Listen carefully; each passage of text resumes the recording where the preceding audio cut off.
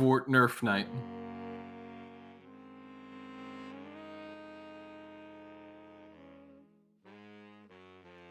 I mean, I will be honest, I've met some kids who are really crazy about Fortnite.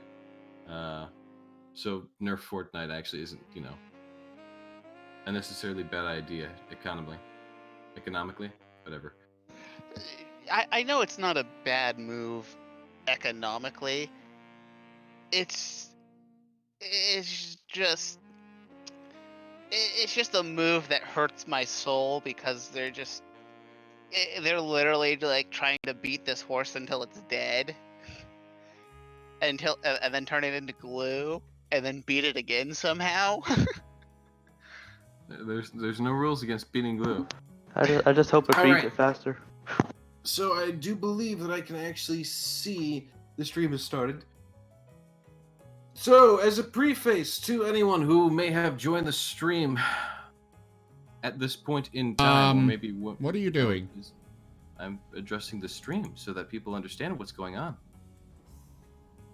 We're still in our 10 minutes starting soon. Yes, that's where we're doing the FMA. I mean AMA.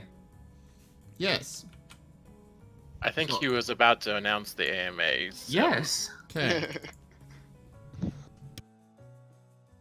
So, during our pre-stream time, the 8 minutes, for anyone who is currently watching and here nice and early, fresh and early in the morning, in Twitch chat, feel free to ask any of the characters for the Tales of Miraleth team anything, and they will be responding in character. Loading Twitch, so I'll be in a second. Gotcha. But yeah, clear jet there. So time to go ahead and plug the stream everywhere.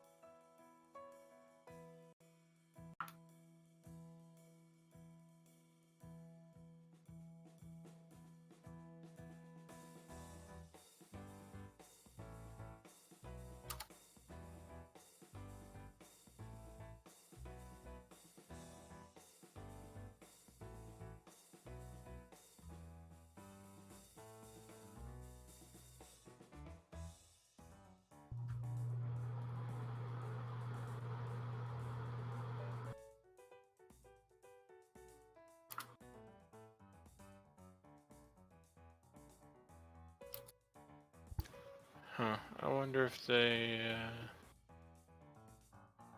ever noticed that. Anir has sleepy tea. Anir always has sleepy tea. It's a miracle Anir hasn't slipped into a coma from all of it.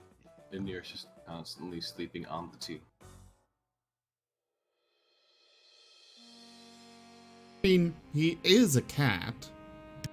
Oh. I didn't know that. I have almost literally no indication. That's all whatsoever.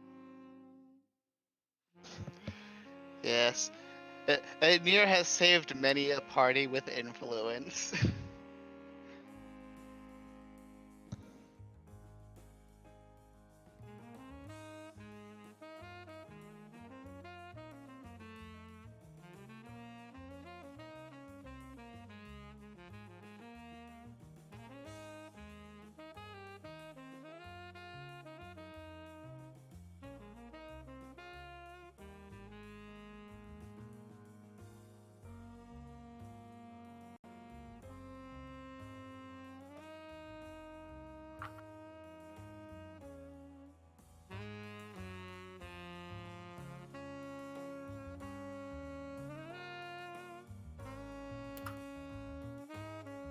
Okay, we've been plugged. I have done the plugging. It's everywhere now.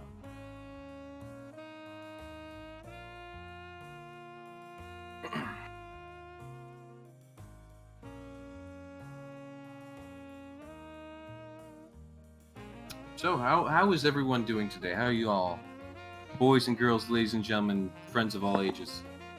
Making grilled cheese. Lovely. So, Zim. Oh, 42. I'm just going to give you a heads up since this is, since we're quote-unquote halfway through this little encounter. I'm not entirely certain if it's going to last to our normal time, so we may be ending slightly earlier today. It depends on how things go.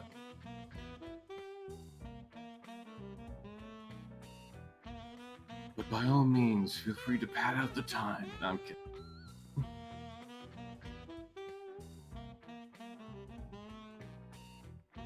Don't we have a bit of the mansion left to explore? Like I said, you're pretty much about halfway through it.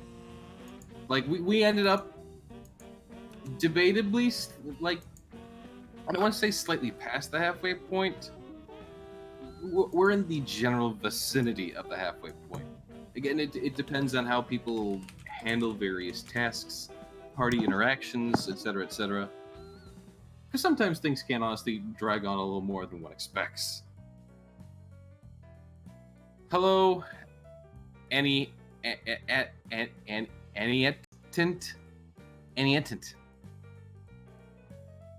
Nia TNT.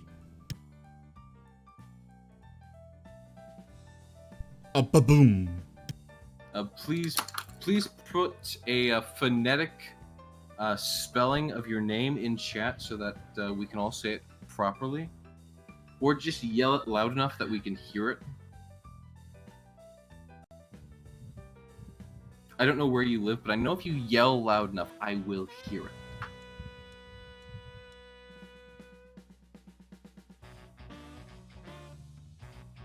it. I got it. Hey, Zim. So it's No. Nia TNT. Yes. Are we allowed to ask each other questions? Akina. Why is Akina? Yeah, there's no K in there. Oh no, it's Ania. Oh, derp. She's putting knee like the word, Derp. like the word knee. That's not a phonetic spelling technically, but I'll take it.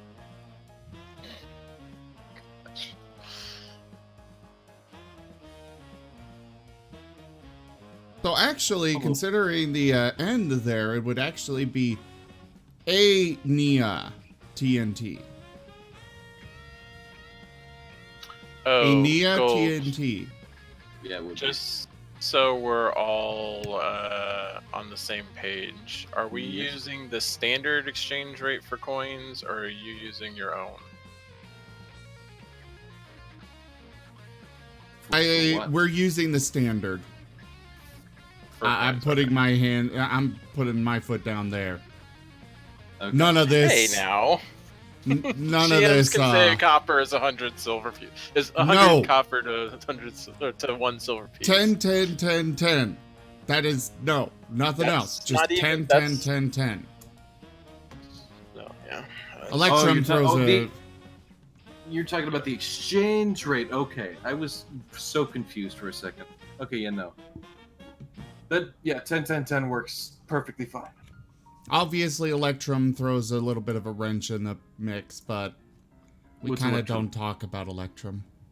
Electrum is supposed to be from like Fallen Empires and Lost Kingdoms. It's kind of an out of place coinage. Electrum is half a gold piece, and platinum is 100 gold pieces. Electrum no, is sorry. the 50-cent Sorry, gold. Platinum is 10 gold pieces. Electrum is the 50-cent piece of America. All right. Nobody uses it, but it exists. I like to exchange all my money for Electrum. For invest in Electrum today. Trust me, it's better than gold. Also, hi Neff. Thank you for coming to the stream and deciding to watch us, we're going to start off with some D&D.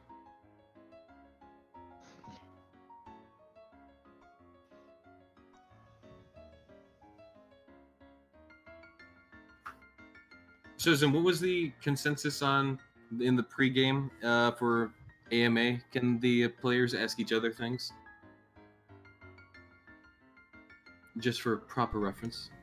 I guess. Prudent choice. But that's they can also just ask each other things in game. They can, yes. But it would make starting AMAs a little less awkward, possibly. Before it was, yeah, because if I'm not mistaken, which I could be mistaken, I'm mistaken about many things, don't mind you. But this is our first AMA in the beginning of the session. Yes. Right. Anyways, hello everyone, and welcome to the stream. I am Raw Zim, and this is Tales of Miraleth Dungeons and Dragons. I will turn it over to the teensy tiny little Zale. I swear, if we don't vote to kick the clown out of the party, I will rage quit the party. Who's the clown? The multicolored person who went and multicolored my mount. Oh, so we should kick out your bunny thing.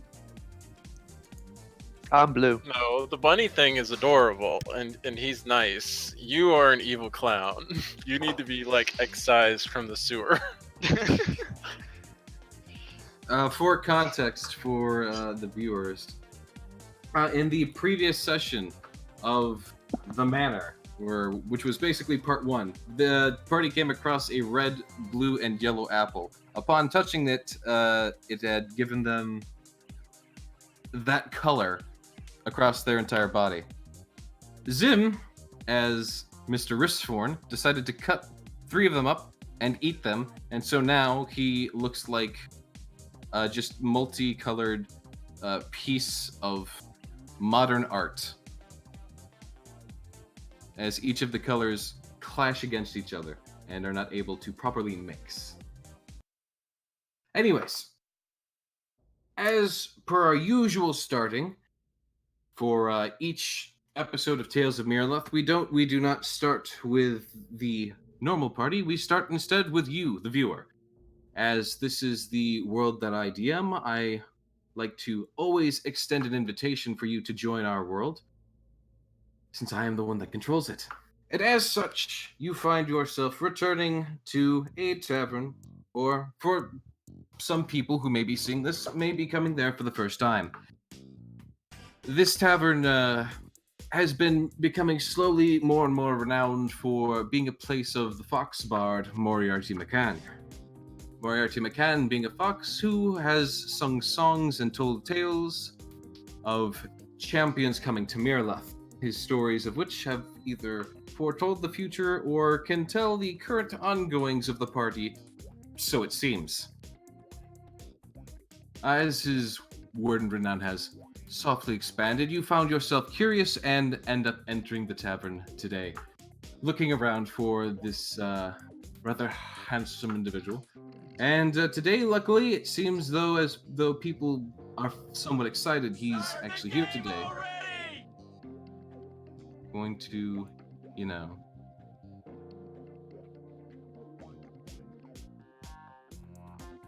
little bit of pause there.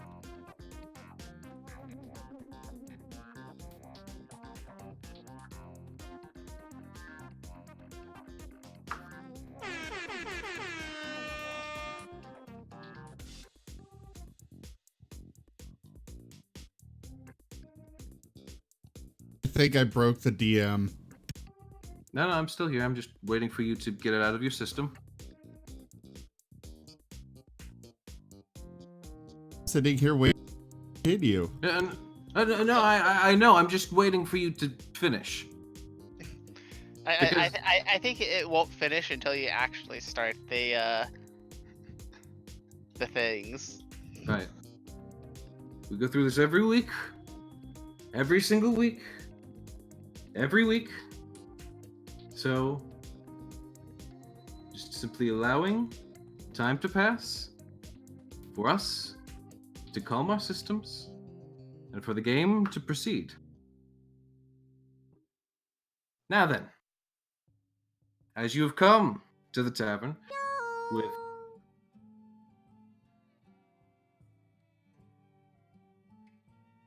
Okay, now I'm done. Best moment.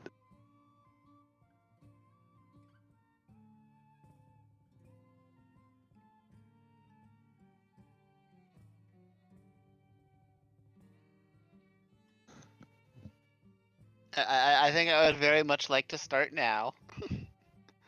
I'm sure you would. I'm just making sure everyone seems to be on the same page.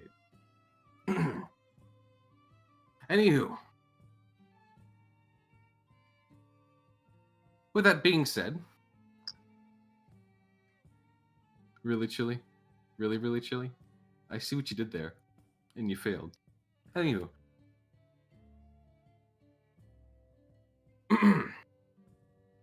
as you do come back to the bard does apologize for having been leaving amidst the story he was telling the previous week. As he does so, though, he pulls up his lute and prepares a song again to remind everyone of the song that had been sung previously by the Crow Bard that brought the party to the manor that they are in today.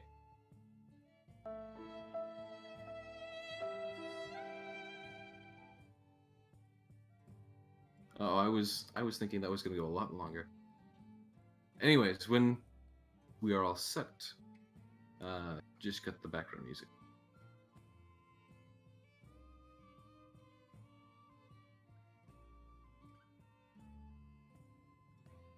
One day, Chili. One day. All right.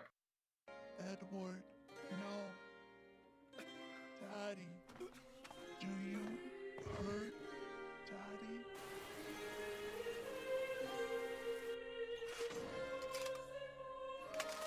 I'm sorry.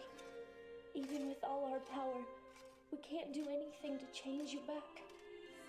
I'm What? sorry. I'm sorry. Can we play now? Can we play now? Carry on. Is the clip done? Yes. Are we done? Yes. Are you sure? Because this is the third time I've had to stop now. Computer, play Carry On, My Wayward Son. Here's Carry First On off. Wayward Son from your library on Amazon Music.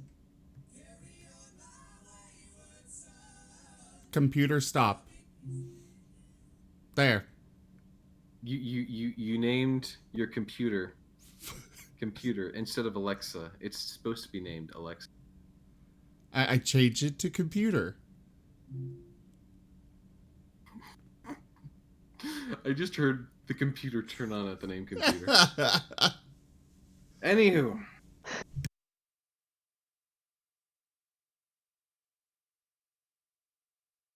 Now, are we all set? Correct. All right. So for the song, the bard begins to play. Seasons come and seasons go, moons wax and wane. Time, it seems, e'er so slow to the spirits of Avalo. One's the spirit of Astabar, a mage who traveled wide and far, collector of items of magic lore, seeker of secrets from times of yore. Seasons come and seasons go, moons wax and wane. Time, it seems, e'er so slow to the spirits of Havalo. For Astabar Dragon was an easier foe than defeating his own pride and ego. Certain he was any magic force, he set to unravel the eldritch source of a one most strange and chaos bound, that the mage of mind it did confound. Seasons come and seasons go, moons wax and wane. Time, it seems, e'er so slow to the spirits of Havehollow. Astabar would not be denied. With all his power he'd turn the tide against the one that refused to break, even if wisdom he did forsake. Upon the wand he cast all his might, with eldritch light dancing in the night. And the wand's power was unleashed, its chaos and fury was released. Seasons come and seasons go, moons wax and wane. Time, it seems, e'er so slow to the spirits of Havehollow. Power beyond his control, the one consumed the manor whole. Sheathed in radiant magic fire, Astabar was consumed on the ethereal pyre. Seasons come, seasons go, moons wax and wane. Time, it seems, e'er so slow to the spirits of Havehollow.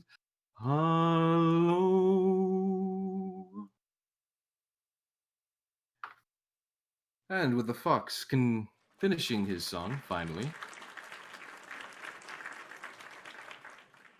Thank you, thank you. He continues on with the story of the party of Miraleth that he'd been speaking so much about. And we'd left them off in the second floor of a large manor. Go ahead and pull up your maps, or do I need to reshare them with you? Oh, I got mine pulled up. Oh yeah, no, I will need to share it again with some of you. Here we go. There you go. We are still on the second floor of the manor. As last seen, the top left corner of the room there was bashed in by the three party members outside, where the three party members currently inside had walked in through the front door, save for Sidier, the Dragonborn.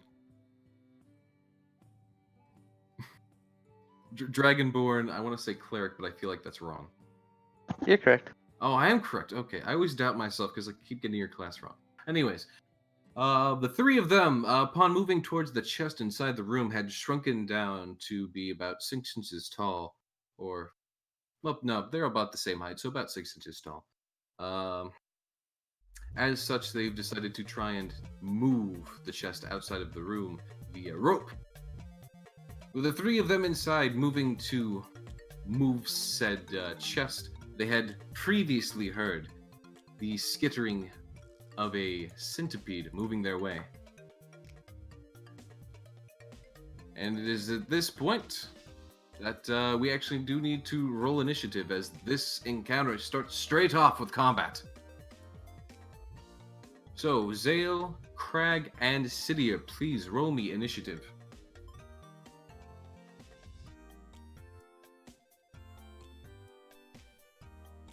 Crag is not prepared. Crag is not prepared. Apparently neither is Zale.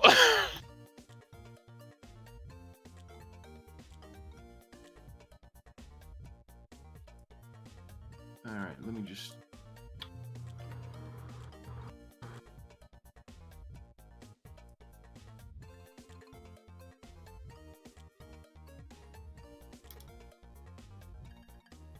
There we go.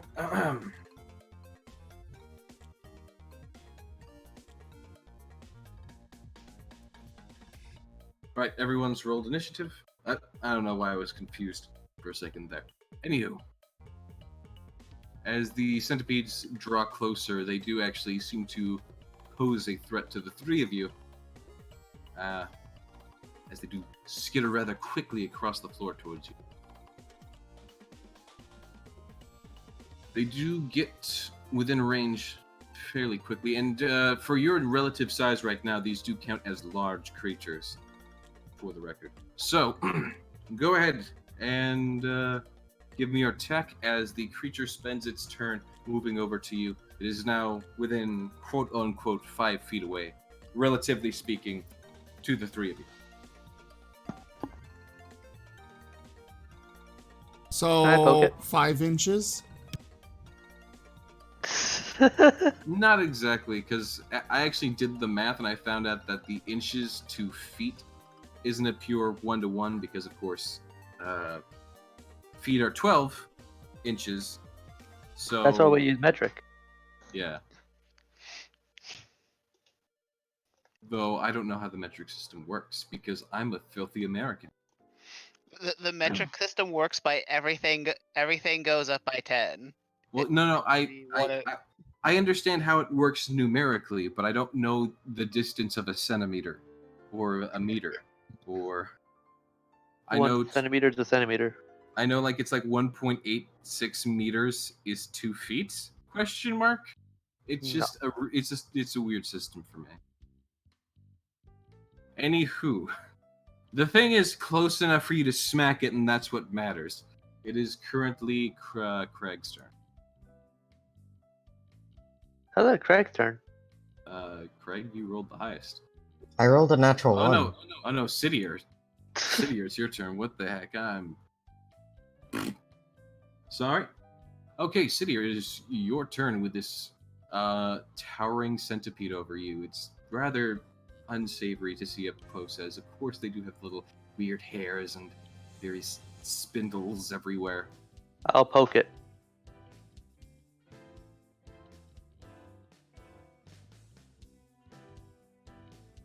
Like with your hand, or? Let's inflict wounds. Oh, okay, gotcha. Let's see, that hits. Go ahead and give me a damage roll. 1 second. Alright. Okay, 11 damage. That seems to do pretty well against the insect. Strangely enough, because of your size, your damage and weapons have scaled to the same effect. So, lovingly enough, your spell doesn't straight up kill it as it normally would have killed a creature of this size. But hey, it still did some damage, so that's of note. Moving along. Ristforn, you rolled initiative. What are you planning on doing? I'm gonna throw in some help for them.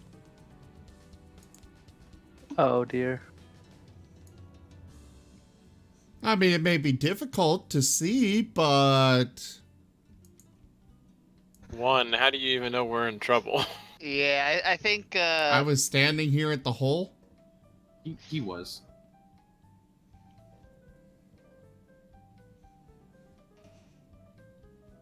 I kind of see the giant centipedes compared to you guys.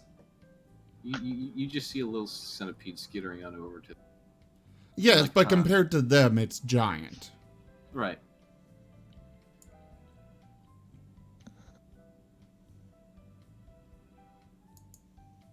All right, you roll for an attack. I'm throwing an electrifying bolt in there. Right. Okay. I'm surprised that doesn't arc. I mean, it most likely would. However, given how small it is, that would actually miss. It's a very, like, you gotta hit a bullseye for your size to the centipede and the little guys. So that would miss, luckily enough, and leave a huge burn mark on the floor next to the party and the centipede. Doesn't scare it away. Well, but it would have to be its turn for it to react to that. But You want to reveal them on the map? it's not on the map. Oh. I have a card set aside for them, but there isn't exactly a creature in the D&D compendium that's just labeled giant centipede. Unfortunately. So this is this enemy is there. It is being role played out, but I don't have a proper token for them. I do have a slot in them for the combat track as a placeholder, though, so I do know when it's their turn. Zayla, it comes to your turn. You just heard a huge crack of lightning as, by comparison, from Ristforn to, the floor. That's about basically the size of a giant-ass lightning bolt coming down from the thundering skies, though. Of course, for Ristforn, it was basically like a little zoop. For you guys, it's crack. Yeah, Zale sees this, and he is absolutely, completely frightened and runs away. Okay, you'd more move. Brave Sir Zale. Hey, you're the one throwing lightning bolts! Zale runs to take cover, bravely taking cover.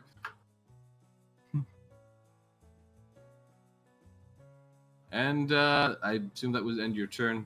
Just moving about 5 feet, as the rest of us would know it. For you is almost like running 50. So, almost, not quite. Units, systems, general conversions. But either way, it takes you a good while to run, and with the size of the room as it is, with you being the size that you are, it just feels like you got away from that, but you don't. Everything makes you feel small. You're a small little man. Anyway, Craig, it's your turn. Crag pulls out his sword and swings at the centipede. Give me an attack roll.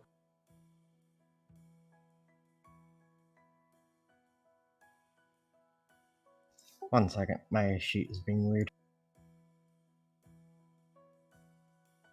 Alright. The shag rug is a 4. They're not that small. The shag rug is more like,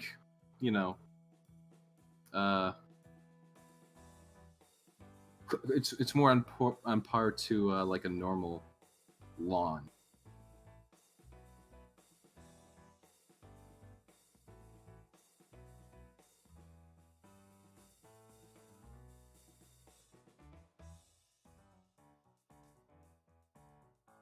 What did I miss in chat? There's like a whole little conversation here.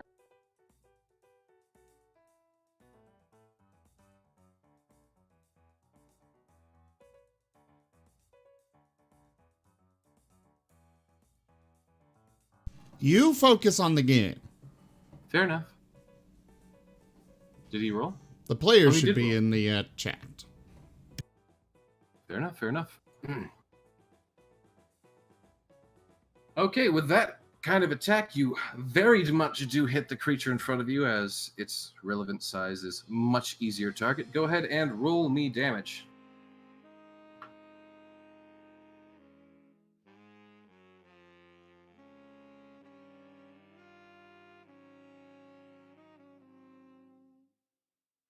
Alright, 6 damage. With 6 damage. That should do.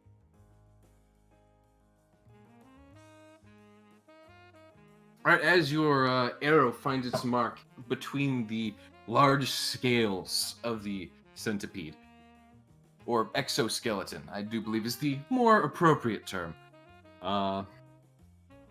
It does seem to rather ruin the creature as it more or less starts to spew or drip out its own sort of interesting, weird blood that an insect would have. Not the normal red that you would generally see. More of a yellow sort of liquid fluid dripping out of it. It does seem to be sort of more or less staggered and moving a bit slower than usual. But nonetheless, it actually does come back to Sidier's turn. Woo. I want to smack it with my mace.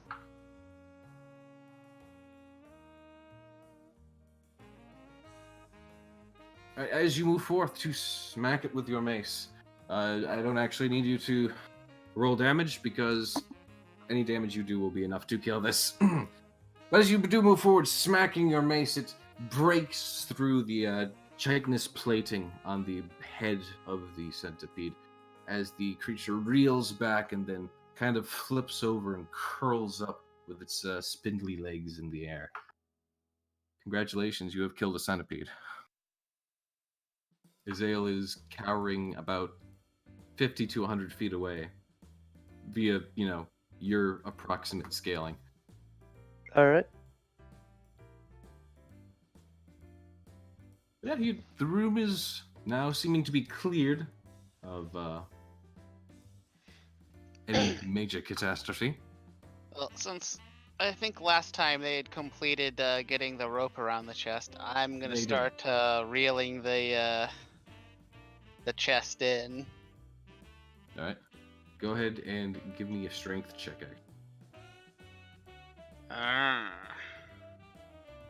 It's a bulky chest.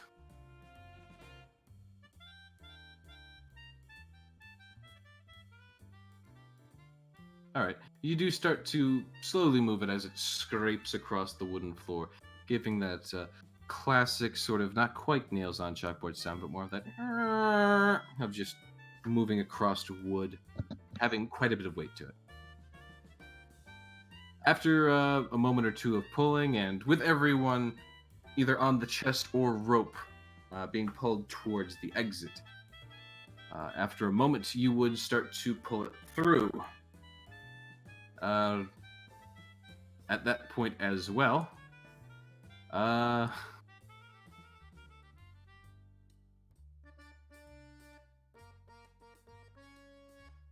just trying to think about how this would properly occur. Just give me one moment.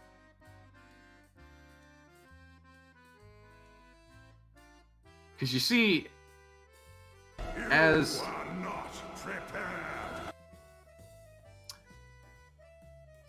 at least two of you are pulled out, you go from being small to instantly being back to your normal size in the same space of each other and Ristforn.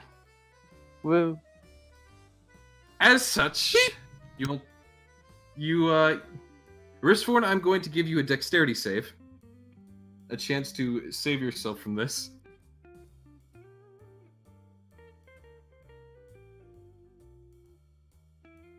Yeah, that should probably be enough.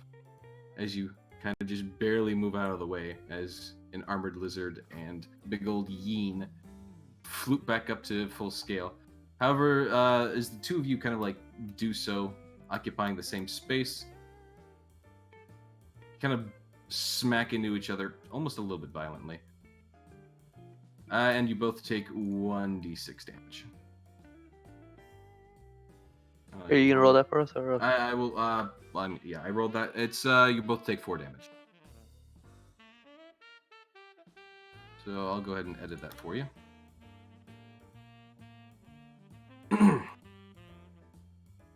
Zale, however, when he comes out, still seems to be rather small. He's still hanging onto the rope. Zale kind of squeaks up at everyone. Oi, why didn't you get big?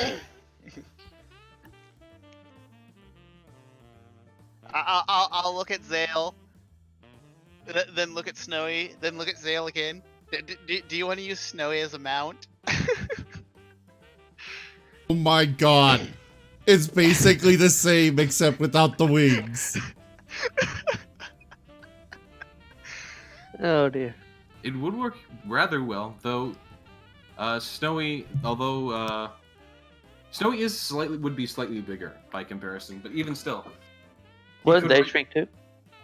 What? Wouldn't they shrink? Who? The Snowy. No. I'm outside the room now with Snowy, so... Yes, you are outside the room. He's saying that I'm smaller in comparison to my size versus Snowy's size versus my size versus Visitara's size. Yes. I look bigger on Snow. I look smaller on Snowy than I do on Visitara. But he still could use Snowy as a mount. Absolutely. Ristforn's gonna pick up Zale.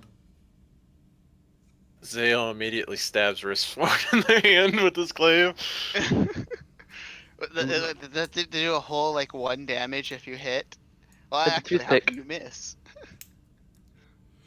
Rizforn just kind of ignores it, still picking you up. I'll allow this. You are so adorable!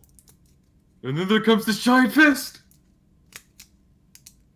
I'll pull. I will. So I'm holding him in one hand, and I'm gonna start stroking his head with a finger on the other. Let's see. Zale very irritatingly getting knocked around by a finger.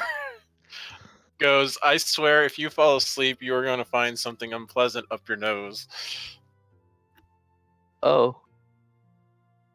It's okay. I'll stick you in a jar. Zeal's gonna be our new Ant-Man, and he's gonna pull a Thanos. Graham gives Rizforn a kind of a how would you describe this? A displeased look. Just leave him alone.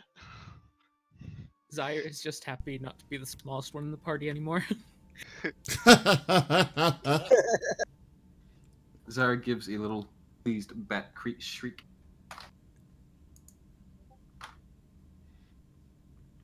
Do we still feel a gust of wind? Actually, yes, the gust of wind is still going. Oh. Alright, Wristform's They going never to. closed that door, so we might be able to. Oh, wait, I want to check the chest. Yeah, I was going to say, did we even Yeah. look in what we got for this trouble? You did not yet, no. Is it locked or anything? There seems to be a rather weak, rusty lock on it. You could likely break it off with a decent enough strength check, or just by slapping the chest. Most likely, anyway. As a test, Zale takes a hammer out of his backpack and drops it towards Wristform's foot.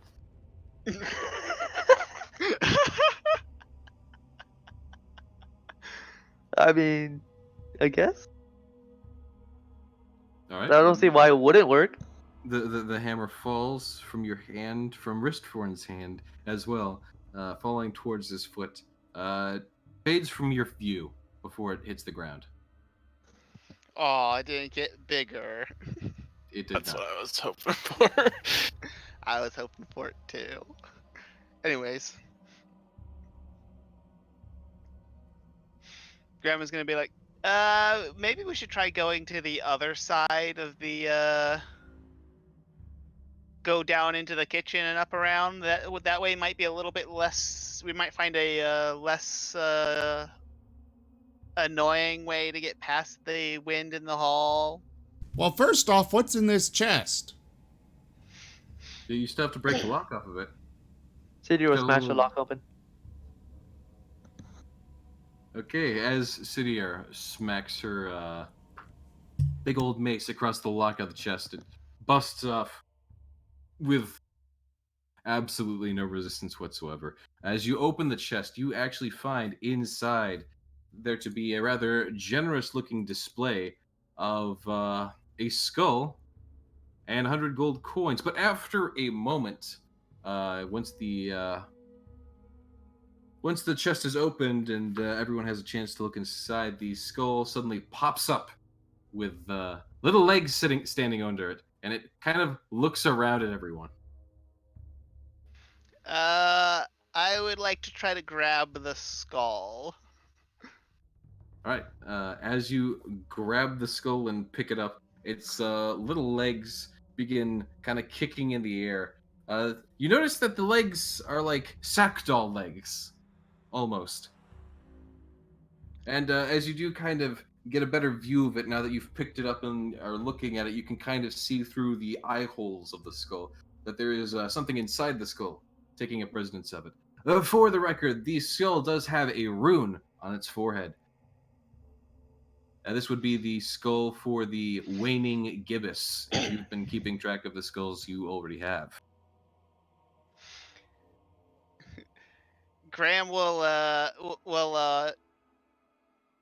try to get the little sack doll thing out of the skull. All right, as you pull it out, you happen to notice it doesn't really have much ability to give much fight, as the little living sack doll of sorts has no real fingers, more just nubs that are arms, and a natural body. But as you pull it out, you notice that the sack doll looks to be in the form of a bat. The sack doll is a bat that folks may or may not happen to have a sort of, how to say, strange recognition towards. A proper image of the person from which the sack doll represents will be shared with you in just a moment. Zale pulls out his short sword, sinks it into Ristforn's hand, and starts carving "Zale was here" into it. Risk for another Constitution check. I could crush you. What happened to the image? Where's the image? Oh, there it is. Graham is just going to like study this doll. Ristforn, you do end up flinching and dropping Zale. No, not just dropping. He is going to flinch and jump at that, sending Zale flying over his shoulder. No, you drop him. That would actually kill him. I mean, a drop is still gonna really hurt.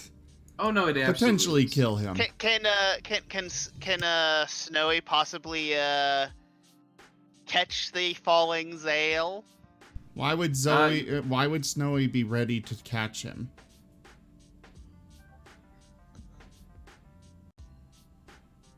That is a good question.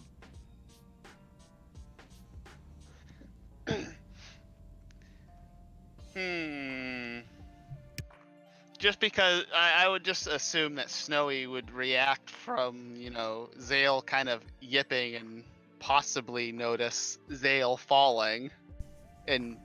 But if he wouldn't have enough time to react to that. I mean, why would he react to me yipping?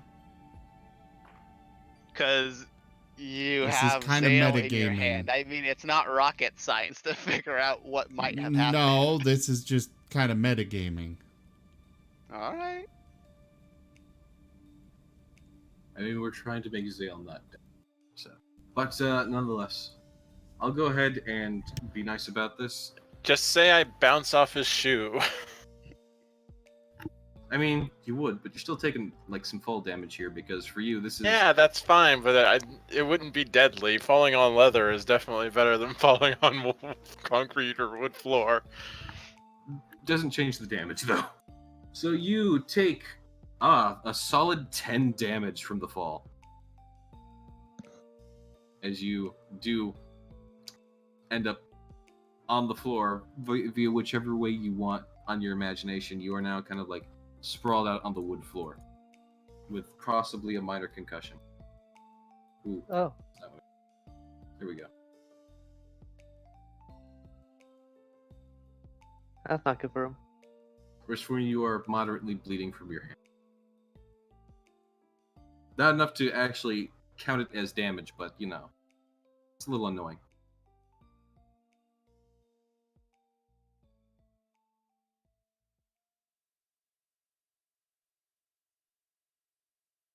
What is your reaction I'm going to to such? stomp on Zale. No. Bad. Hey, bad! Is there a jar in the house somewhere that we might have seen? There was one in the butterfly room, but you smashed it.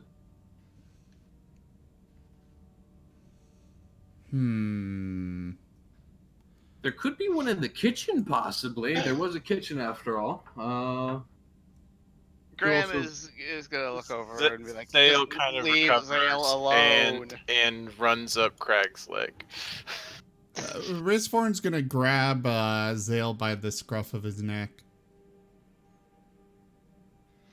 Dex roll. Ristforn would actually have plenty of time to pick up Zale, because for Zale to run all the way to Crag is a lot more distance than it simply would be otherwise.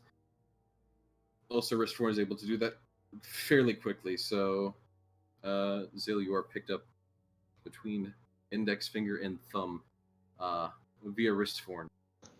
Meanwhile, Graham and City are just all kind of chilling watching this happen. Graham is just looking very angry and annoyed at Ristforn. After saying, just leave Zale alone. I'm gonna stick Zale in my mess kit. Graham is gonna be like, look to City, we need to stop this. Don't let Ristforn, Ristforn stop. do this to Zale. We'll figure out what He happened to Zale stabbed later. me! You were holding him!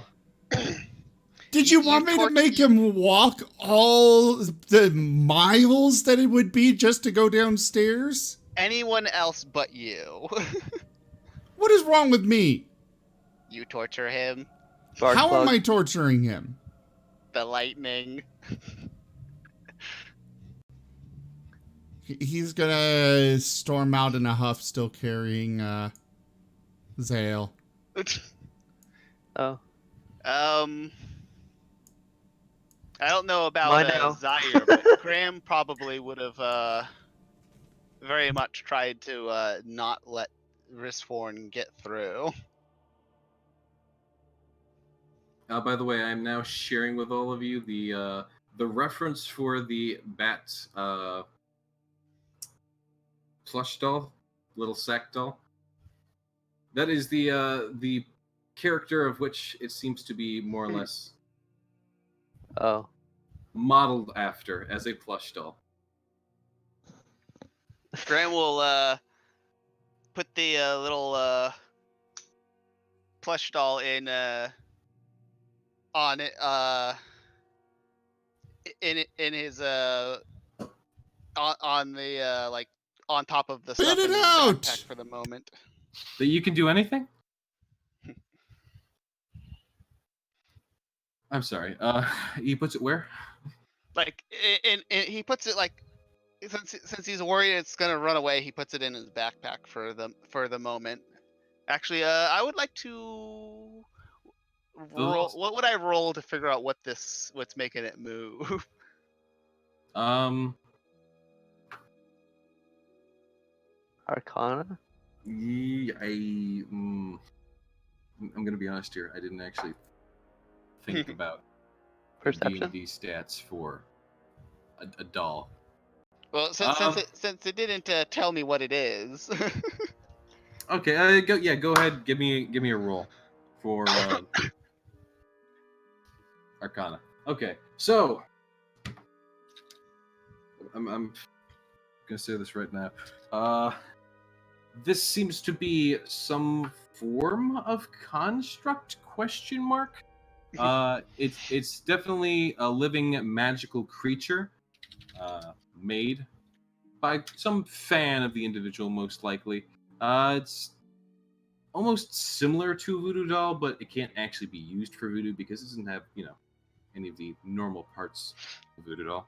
But it is, in fact, a living doll that seems to be honestly very happy that you found it, and seems to just generally fill you with determination and confidence. Oh, in that case, I'll let it I'll let it ride on my shoulder, or like somewhere in my like in a pocket of one of my robe or something like that. It seems very happy. You have allowed it to ride on the outside to join in the adventure. Ristforn, however, had stormed off with the Zale in his hand. We should probably go get him. Yeah, Graham is gonna follow Ristforn. Ristforn moves back down onto floor 1. Let me go ahead. He's going for the kitchen. All right, gotcha. I've reshared floor 1 map with you. Go ahead and... Actually, I need to place you on there, don't I? Yeah. There you are, Ristforn. Get in there. We'll just say that you're holding Zale for now, so that I don't have to manage the little token. And Graham, you said you are going back after him. Yep. Is anyone else returning back downstairs, City, or you two? Yep. Craig also and okay, Zaire is also joining. Craig, what are you doing? You've been kind of sitting there this whole time. Crag is following the party. All right, gotcha. Innovative. All right, so I'm gonna go ahead and close that old map then. Well, I mean the new map that we still haven't gotten all the way through, but Craig, boop. Well, we're Zaire. going right back up. I mean, yeah, probably. Most likely. It's not like, things down here. Since we didn't check the kitchen the last time we were through there, Graham will do a quick check of that. All right, go ahead and give la roll. Oh, you did. Oh, no, you didn't. Nope. I don't know why I put Zale down. Zale, you don't get a token. You're in his hands. There's Sidier. Okay. There's perception. Sidier, there you go. You notice as you're looking around the kitchen that as you peek into a barrel, you notice a glint of metal. As you pick it up, you found a ring of sorts. Oh. Does it have any magic on it? It does. Ah. I would like to roll Arcana to determine what kind of magic. You may go ahead and do so. Also, I don't determine anything. You have enough basic knowledge to tell that it's definitely nothing harming. It seems to be something beneficial. You just can't really fully tell what. All right. I'll put the ring on then. Okay. You feel a little bit more safe. All right. Graham will continue following Risforn. All right. Risforn's looking around the kitchen. Feel free to add a ring to your inventory. Unknown enchanted ring. All right. Risforn, you're looking around as well? Yeah, I want to find a jar. Okay. Go ahead and give me a search roll. There is no search. Investigation. Perception, maybe. No, investigation is best. Investigation is pretty. But it kind of either exists or it doesn't. Yeah, there shouldn't be any roll for it. I mean, you have to look through the cupboards and you find one just barely on the top shelf. I'll reach up for it. You're so short. All right, you have acquired one jar. It's kind of old and dusty, but you have acquired a jar. Dusty's in here? No, the jar is just dusty. However, as you are pulling it down, it seems to float up and out of your hand and start to kind of like just almost meanderingly float towards the other set of stairs that are in the kitchen. I'm gonna grab it again. As you go to grab it again, it seems to pull against your hands. Go ahead and give me a strength check to hold on to the jar. All right, you easily it feels like you yank the jar free of something, and then whatever that something is seems to not be rather pleased as the doors of the cupboards start opening and closing and slamming themselves. Don't worry, you can have it. Just give me a sec. I'm gonna While he's clean distracted it by off all a of that, bit. Zale slips out of his hand and crawls down his clothes. Give me a stealth check. Because you literally are moving on his hand. And you were held between two fingers. I did say slip through your fingers. But that's Okay, why hang you on make a 1 second. stealth. I know, I'm just working on it. Why did that have advantage? Got your armor. Disadvantage. Well, you dropped to 19, so yeah. No, you somehow while Wristworn seems to be too busy dusting off the jar, especially having just pulled it out of the air from something that seems to be upset with him. The whole situation, as confusing as it is, seems to have made him forget that he did at least release his grip just enough to let you slide down and away from Wristforn. You are now currently on his pants leg, and he does not know where you are. Zaya's gonna crouch down and offer his hand to Zale. Zale immediately jumps on that and goes hiding.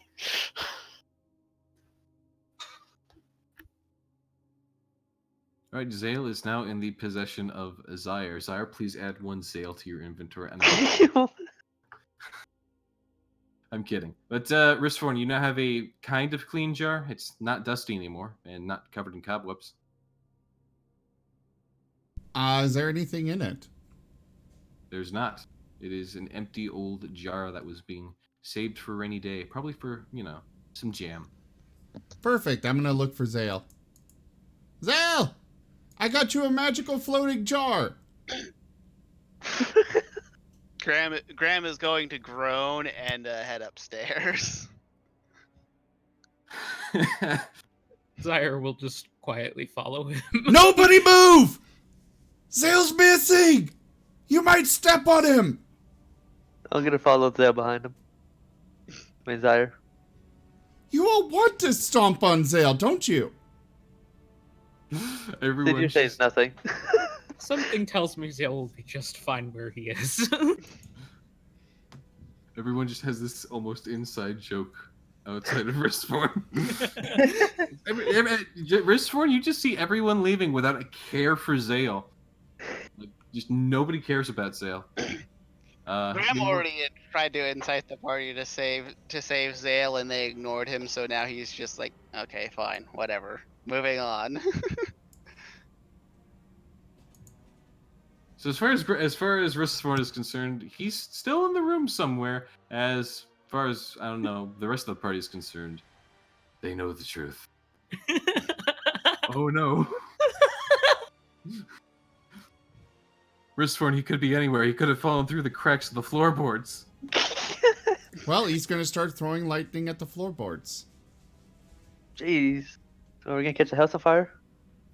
Sure. I mean, if he tries hard enough, stuff could happen, yeah. That aside, though, the rest of the party is moving upstairs as Wristforn is going nuts in the kitchen. Craig, are you going somewhere else? Because you're still in the hall. Hold on, I'm having some technical difficulties. How dare you at a time like this? I am following the party now. Okay. That's what I thought you said. Alright, so... Crag is watching Wristforn as he walks upstairs. Just like... As Wristforn is now the insane one. I thought he always was. No, I think Graham was slightly more insane up until this point. Okay. Yeah, because of his recent changes. But that aside, as everyone moves back up to the second floor, except for Wristforn, because I don't know. I don't know what Wristforn's up to, man. He'll figure it out for himself eventually. Hopefully. We can only hope so. Before the place burns down. Yep, I'm slapping y'all upstairs. Wristforn's on the Great Zale Caper. I don't need Zale in there because Zale is, at this point, an inventory item. Alright, so the three of you are up there. Well, by the way, Wristforn, at some point the Crotas come over to you and just kind of watches you. Seeming a little concerned that you're just randomly shooting lightning everywhere.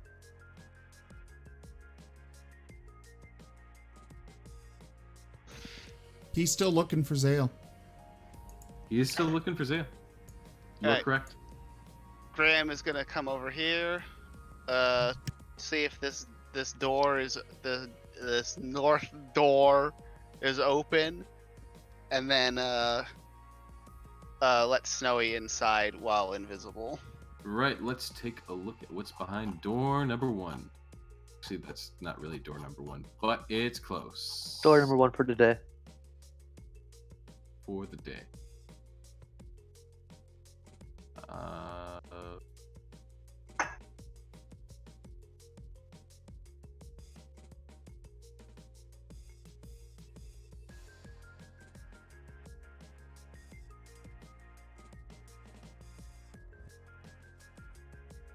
What is this room? Hold on. I seem to have misplaced part of the session? Question mark. I may need to take a small intermission. Okay, in that case, I'm gonna use the restroom and get water real quick. Right. So intermission time while I figure out what the heck just went on with the session I had typed up.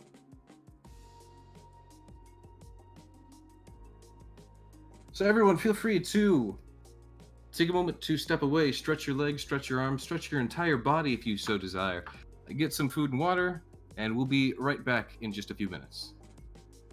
All right, guys, we're going to go on intermission here, but we're going to do the Ask Me Anything thing again. So if you've got a question for one of the particular party members, feel free to ask. We'll be back very soon. First question for the AMA, Ristforn. How devastated are you that Zale's gone? Very. He likes his friend. Oh. Is he really your friend? Ristforn thinks so. Well, that's good. It's always good to have friends. Anywho. Although now I feel like Ristform might be slightly more delusional than Graham at this point. No, he just thinks that Zale really is missing. Yeah, I can see why. He has no idea that Zale is with somebody else right now. Oh, I meant that they're friends. I mean, There's... Okay, I found it. I already found it, but we've already started intermission, so... I forgot that it was all on the same document. I thought it was a different document. That's my fault. Anywho. That being said, though, we're on intermission, so I will go ahead and get myself something to drink as well, as talking so much often leaves me quite parched. Please proceed with AMA. For those that are still here, of course. Yeah, if you've got a question, just go ahead and ask. Iskvi.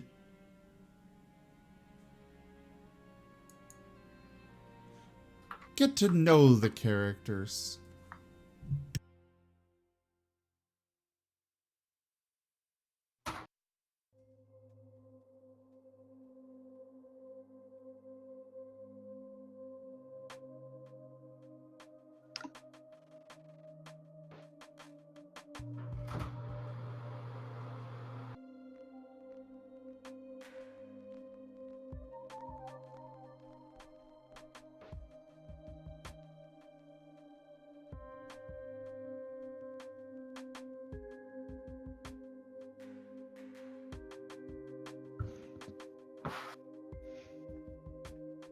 on another note, Zim. 42. The Twitch plays D&D this Saturday. What's going on happening this time? Twitch plays D&D. Honestly, I don't know if we'll be doing it this week because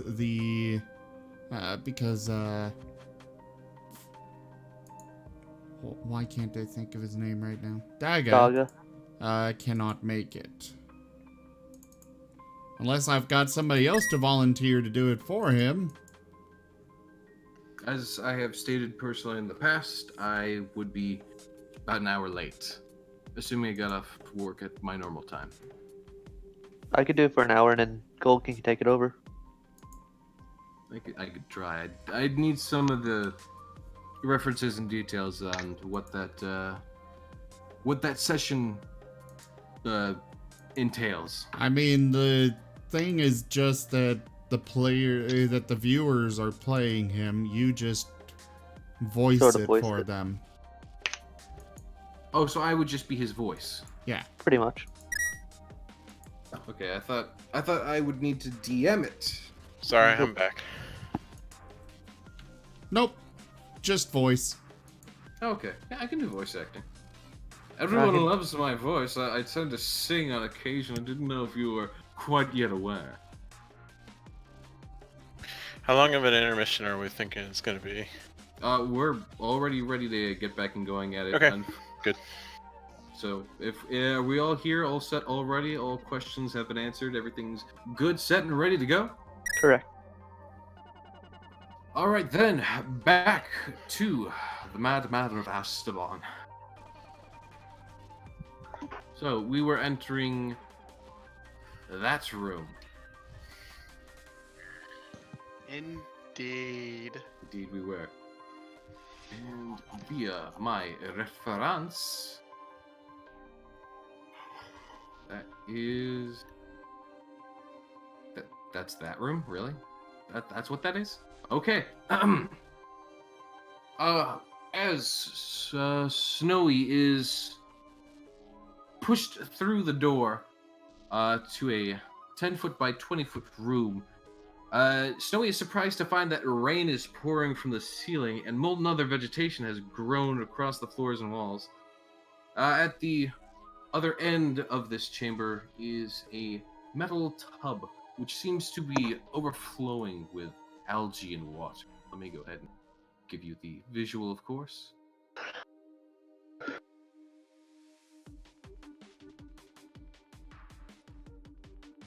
Is that the tool? No.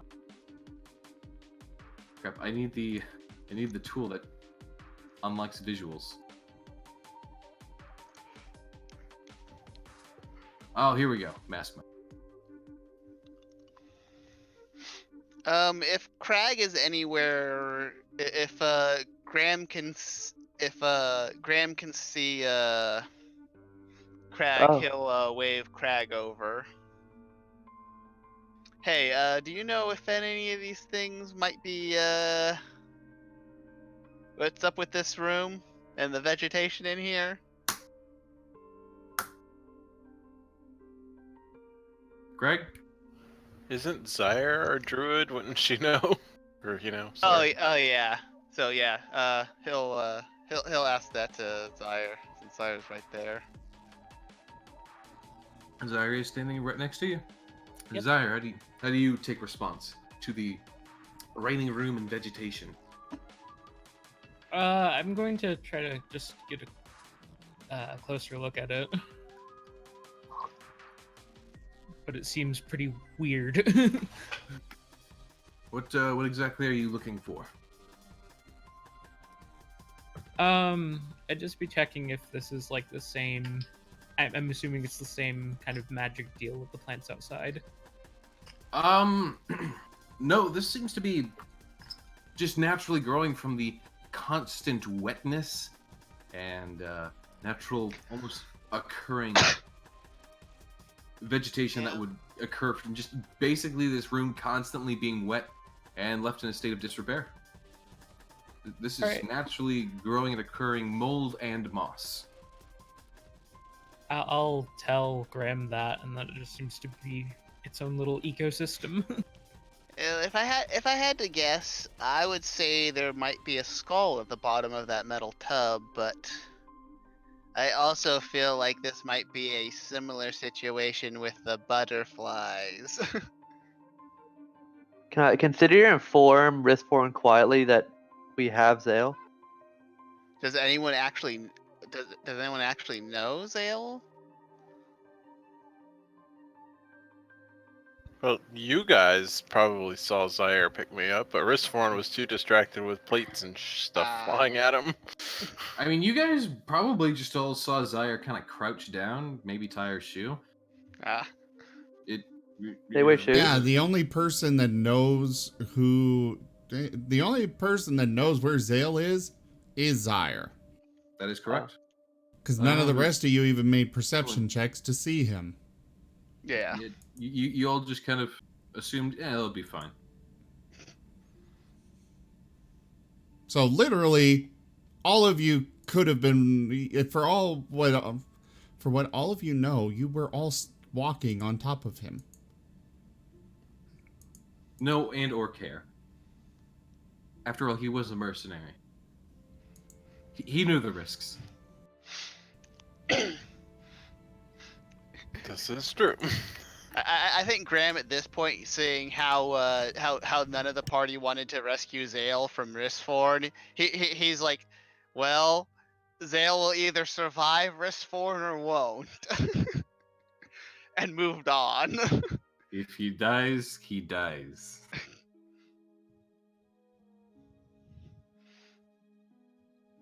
All right. I guess Graham will is going to sigh heavily and walk in here and poke at the moss on top of the metal bucket with his sword.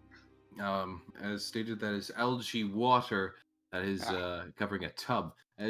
Go ahead and give me a perception check.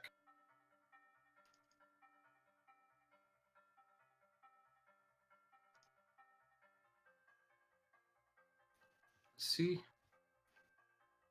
Do. All right. And then as you do get close to the tub, a big old. Well, you're not quite sure what it is because it moves so freaking fast, but something comes straight out of the tub. And it kind of flings around towards you, but completely misses before slipping back inside the tub. From what you could tell, it was almost some form of tentacle or something. Didn't seem to be entirely happy, though, that you got so close. Well then, I have some fun things for it. I'd like to Eldritch Blast into the water. All right, you may go ahead and do so. Do I need to roll attack? I'm assuming I need to roll attack. Yes, the normal roll for your Eldritch Blast.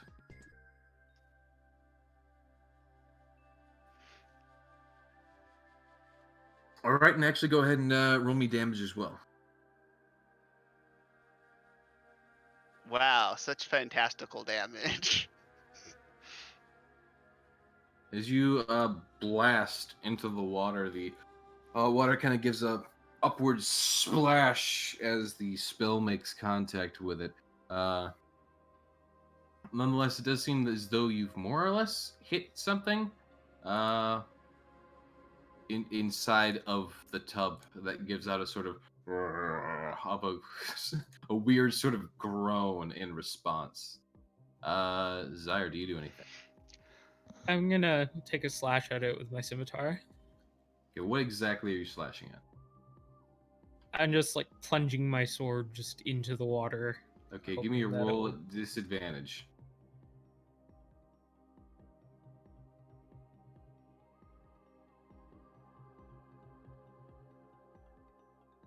All right, and give me damage, actually. You guys have some pretty good disadvantage rolls today. As you plunge your blade into the murky, algae-filled water, you do notice a bit of crimson start to form in the water that's softly pulls out from a sort of singular location and mixes with the green murk. The tub responds by once again lashing out at Zyre. It does seem to give him a whack. Zyre, you take 1 damage. So we seem to have lost Craig. He's lying down. He's not feeling well. Okay. Craig has a stomachache. He's just kind of like sitting at the top of the stairs. Probably ate something. Sidier, give him healing. Rub his belly a few times. While no one was looking, he ate what was in that jar Ristforn had. No, it was so clean.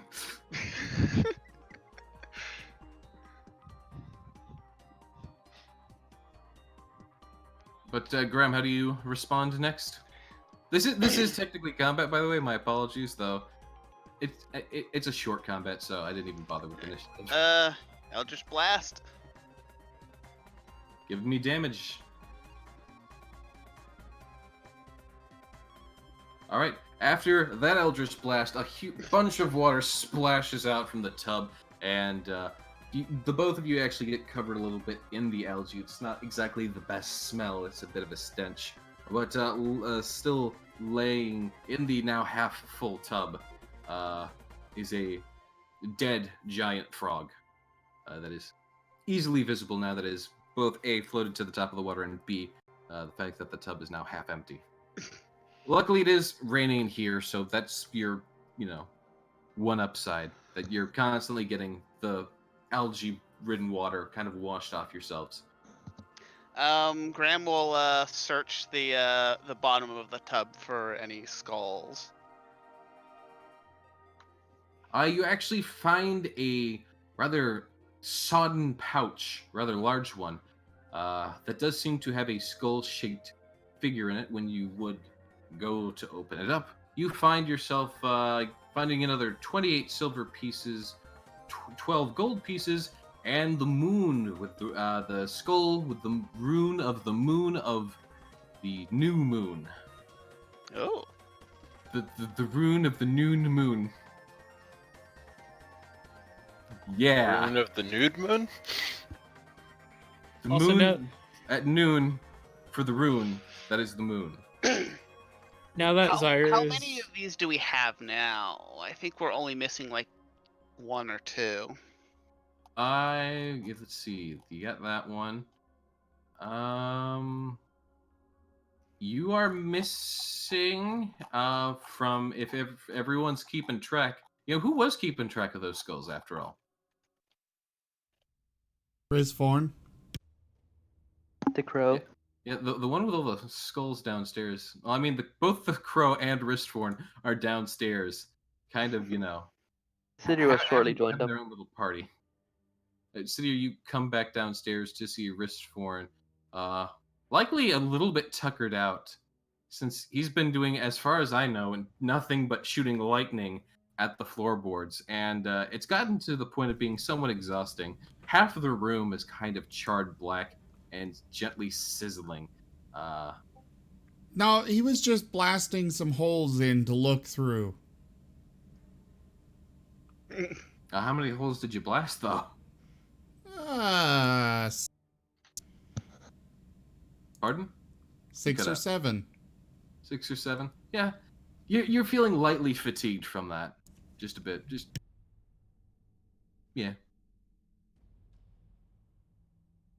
But there are holes all around the kitchen.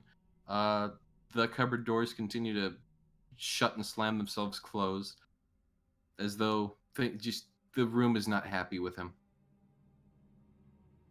The crow is still standing in the hallway door, just kind of looking somewhat concerned inside of the room, as he just occasionally glances about back down the hall to make sure nothing sneaking up behind him. But still, he's just kind of sitting there with visible concern.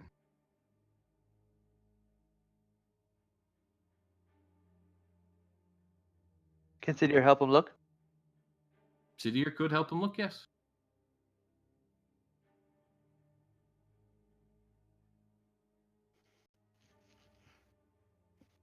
Meanwhile, Zyro. Alright, Sidier. So get this. You notice a small pair of boot prints. Well, more like paw prints. Impossibly small paw prints. It's amazing that you even took note of this. From where Wristforn was standing previously, holding the jar and dusting it off. From where that was taking place to where Zyre was standing behind him a moment after the fact and sort of squatting down from your, Sherlock Holmes style investigation of pure, simple knowledge and memory. You have fully deduced that Zyre picked up Zale at some point and likely is carrying him. Can I relay this information to Ristborn? You may. Zyre! So adding city air to the list of things that's going up the nose. I mean, I You don't- you- breathe you- lightning. Yeah, you. She just gives a sort of like I'm just huff joking. out her nose, and you get zapped. All right, so Ristforn, I assume, is coming back up to Yep. upstairs. I'm gonna get out of the way of Ristborn. Ristforn, stomping up the stairs. Let me move the token up. And close the first floor. Alright, Stomping up the stairs. Graham is going to open up this next door. Oh, just in case it was not clear, there is a door to the right, directly inside the bathroom. Oh, You didn't yeah. notice that. I guess I would go through that door first.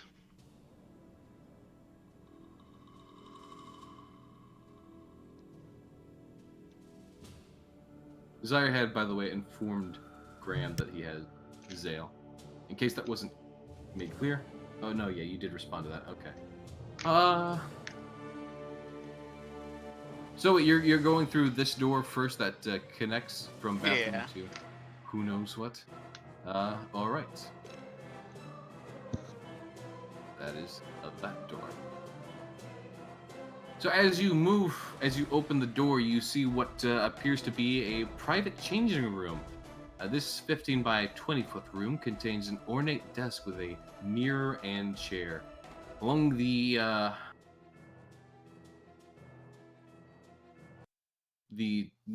top upmost wall are pegs from which hang a variety of wizardly robes.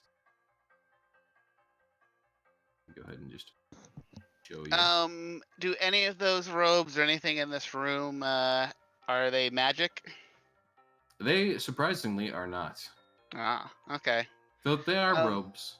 It's kind of cool. Although I'll still roll a perception to root through the room and see what I can find. Why does this remind me of Kahoot? You're a Kahoot. Okay. Yeah, take that. Rolling a perception roll, looking through the room. Yep. You find nothing other than the rather common wizardly robes that hang upon the door. However, as you kind of search around, you glance over to the mirror and you see shimmering colors in the reflection. Go ahead and give me a saving throw, a dexterity check. All right. Dexterity check. Yeah. All right.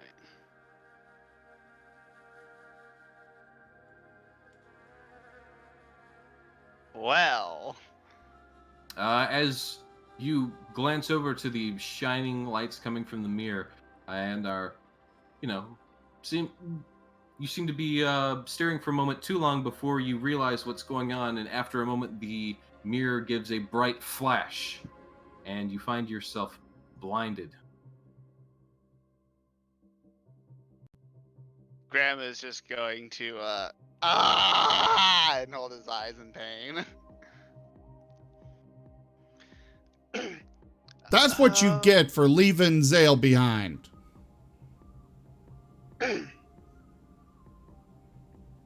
Says The only other option would be to have wrestled him away from you before things had gotten that bad.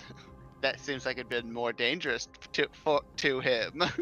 Graham says as he just keeps the nook of his elbow across his eyes. Graham is Snowy is going to return to Graham. Graham is going to set Snowy on his head, and he's going to use Snowy's eyes. Graham has made himself a totem pole. After a few minutes, though, your eyes slowly do start to stop hurting so much. I guess. Alright, who wants to take this next door? I'll come along.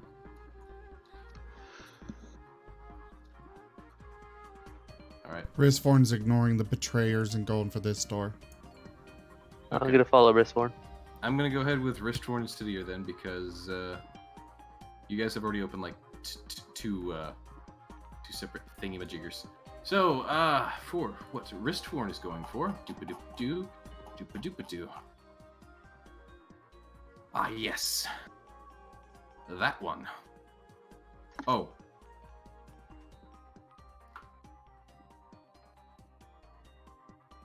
Okay, hold on. I think I need to clarify something.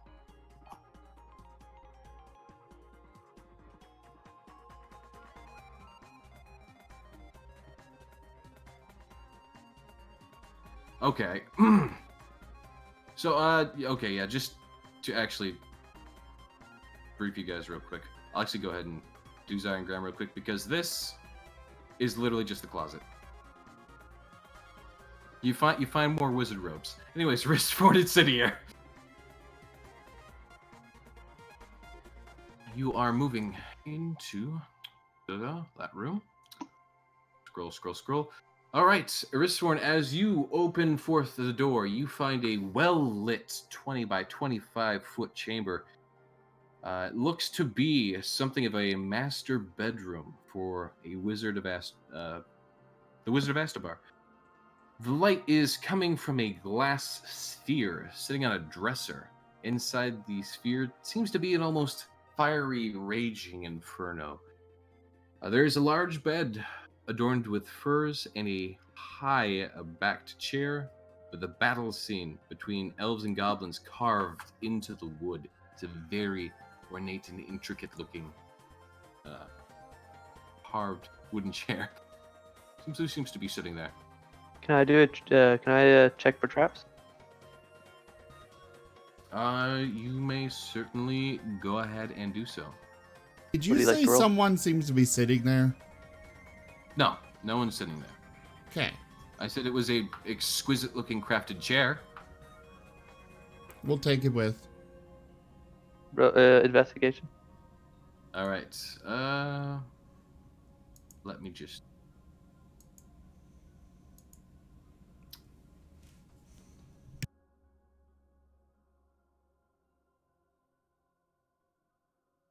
What did you roll?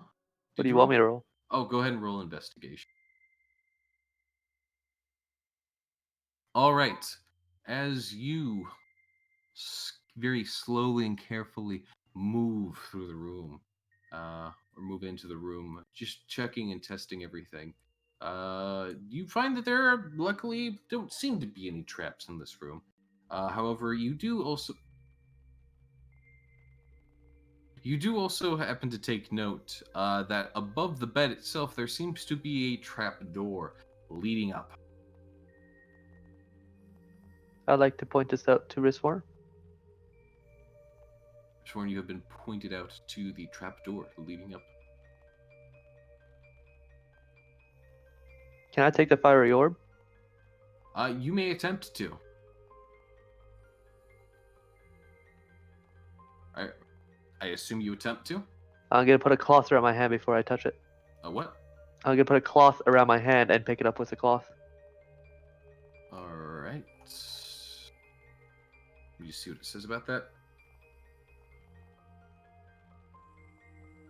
Right, so as you do pick it up, you do realize putting a cloth around your hand was a very good idea, as this thing seems to be very warm through the cloth. You do somewhat easily handle it, though, with the cloth around it. The firing, raging inferno in the ball continues to continuously just roll and roll inside of itself. Seems very volatile, very dangerous.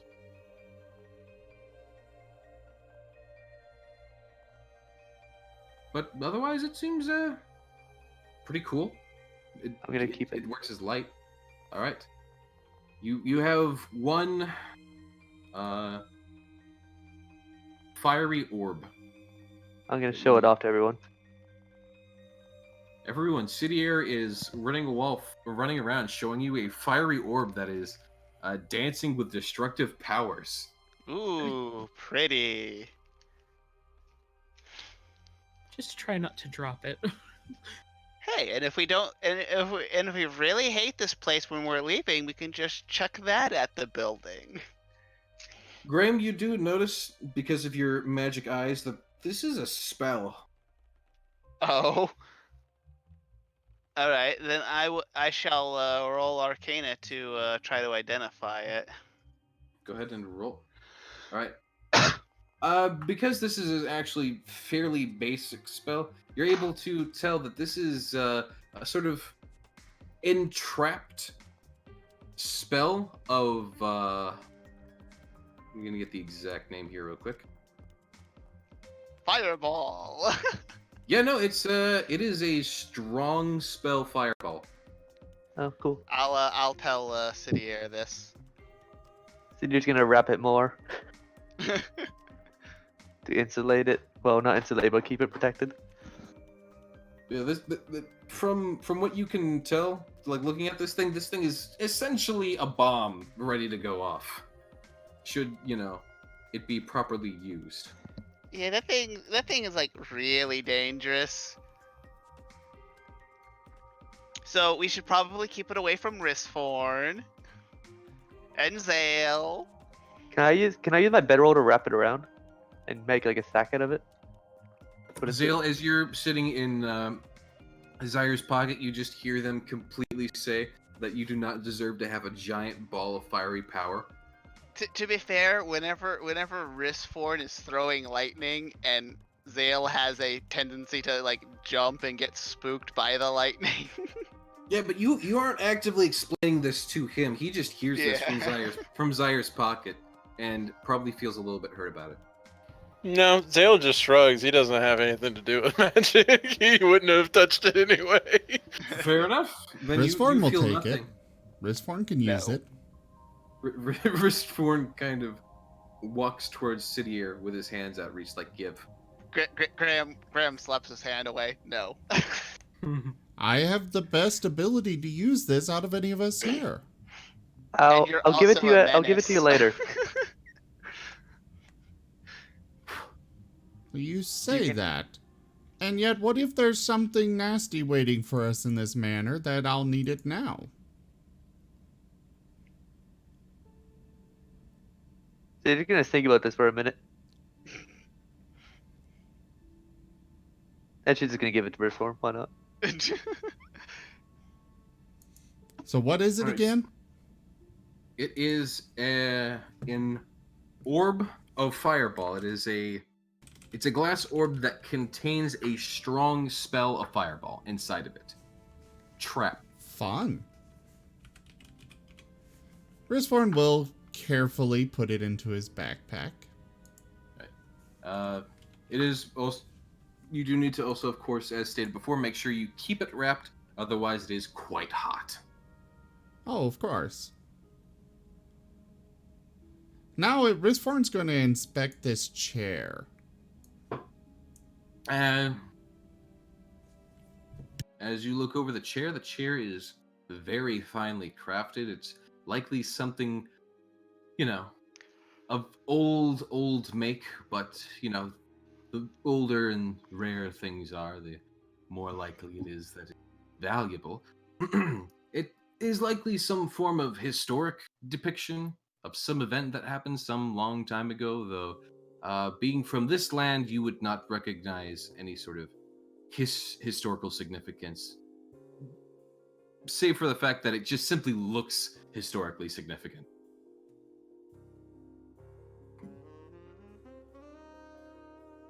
And that's all you get from the chair, though. It's very well crafted, very fancy check.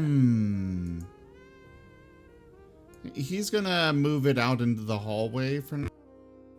We'll come back for it. And now this door. All right. Let me in!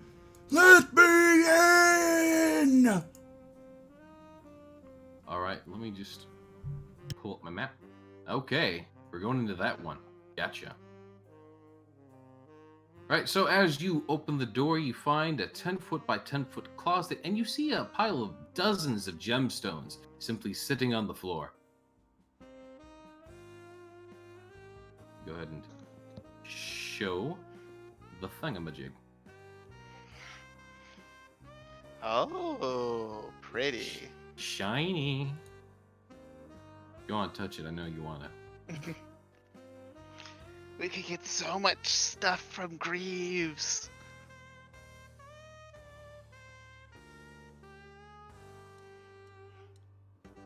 And there's only a 50-50 chance that it's booby-trapped. Can I throw something in the room? You may go ahead and do so. Can I throw a blank torch into the room? Or unlit torch? Yeah, you may go ahead and do so. Brisforn is Looking for investigating. magic. Okay. Brisforn, do you feel like the closet in general seems to be kind of magic? Then again, a lot of rooms in this house have been just generally kind of magic. So, it doesn't honestly give you much. But Brisforn, you're tossing in a unlit... Sidier, sorry.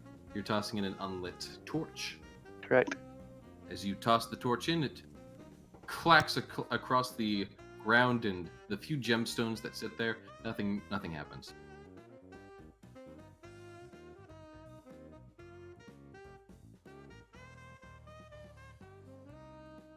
Who wants to go in?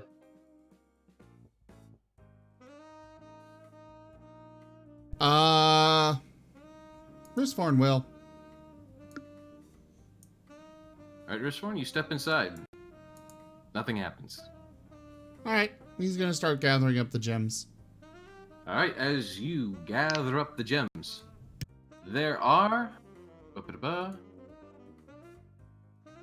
about 30 gemstones in total that you're able to pick up one by one. They're all fairly tiny, but of course, plenty shiny. So you may add 30 gemstones to your inventory. City will retrieve her torch.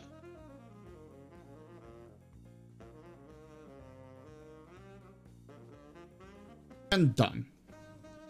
Yep, that's all that room seems to be. Actually, we should look a little more closely. Okay, yeah. Brisforn has no idea anything else is in there, so... Also, by the way, everyone else gets, I think it's 16 gold from that 100 gold that we found in the chest with the, Dusty doll. Are we actually splitting it? Yeah. Graham's gonna split it with everyone. Well, thank you. Now that I've got a bunch of gems, suddenly you want to share your gold. Okay. Well, no, my mic was flipped up before that, so it was muted. So I was like, oh wait. Well, before you started gathering that stuff up, I was like, oh, I forgot that that I have like 100 gold and like 28 silver I need to share.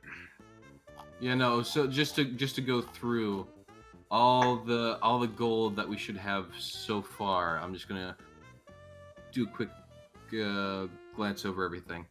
Is there anything in this room?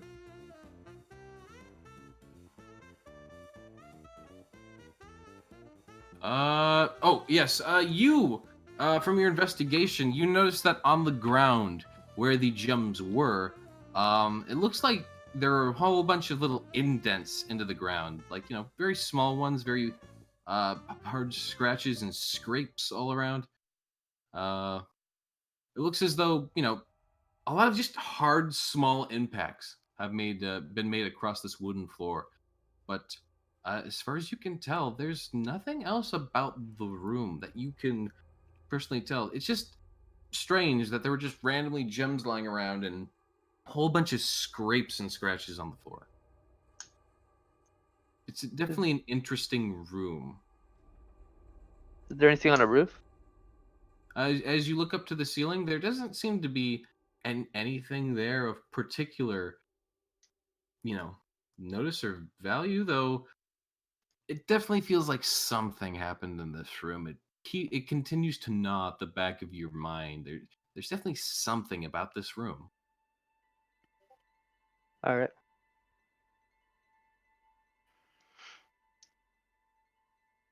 I wonder if we should try going through one of these walls in order to get to the other walls. Get to the other rooms.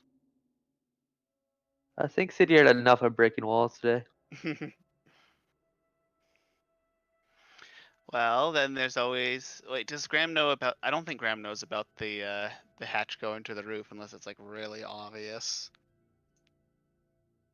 Oh yeah, Sidier did point that out to Ristforn, and I completely forgot. Ristforn and Sidier are both aware of it.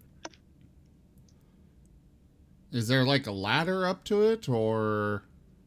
You could probably reach it if you got up on the bed. All right, Ristforn's gonna get up on the bed and pull it open carefully.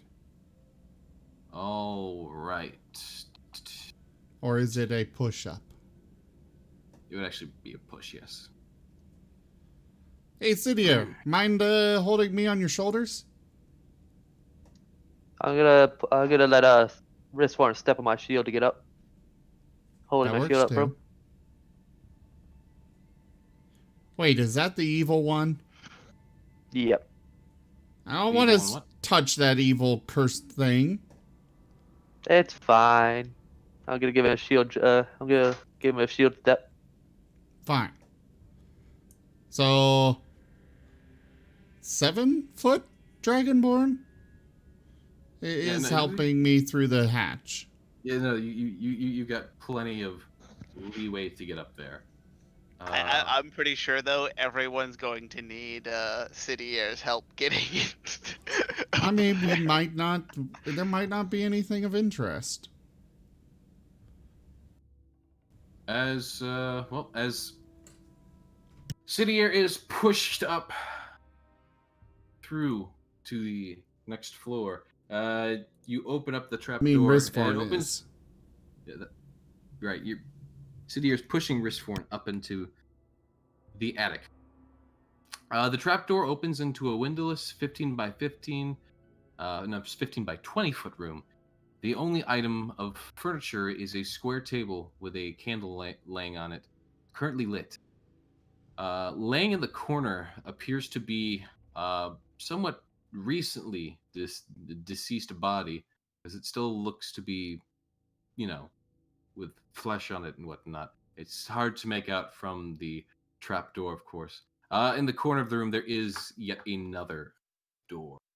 So let me go ahead and give you the next map, which is very. It's a map. I'm sure. It's a map. It's a map. It's a map. It's a map. It's a map. It's a map. It's a map. It's a map. It's a map. It's a map. It's a map. It's the map. It's the map. It is the map. Anywho, so that's the kind of room you see. You know, I swear that Dora the Explorer, it's a map and other such things were just like loading screens. I'd believe it. I had to watch a lot of that show babysitting for my younger siblings. They were just trying to pad the episodes out because they didn't have enough content. Yeah, that would probably be true too. So it's just filler.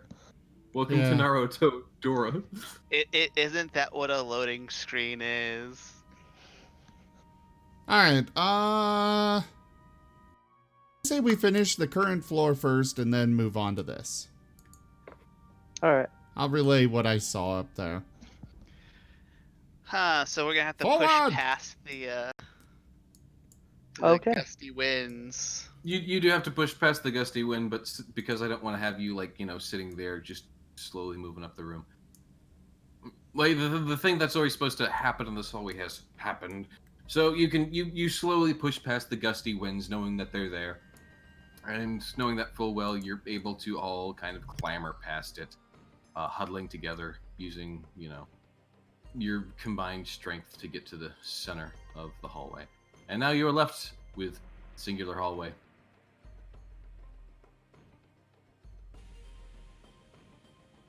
Where do you go? What do you do?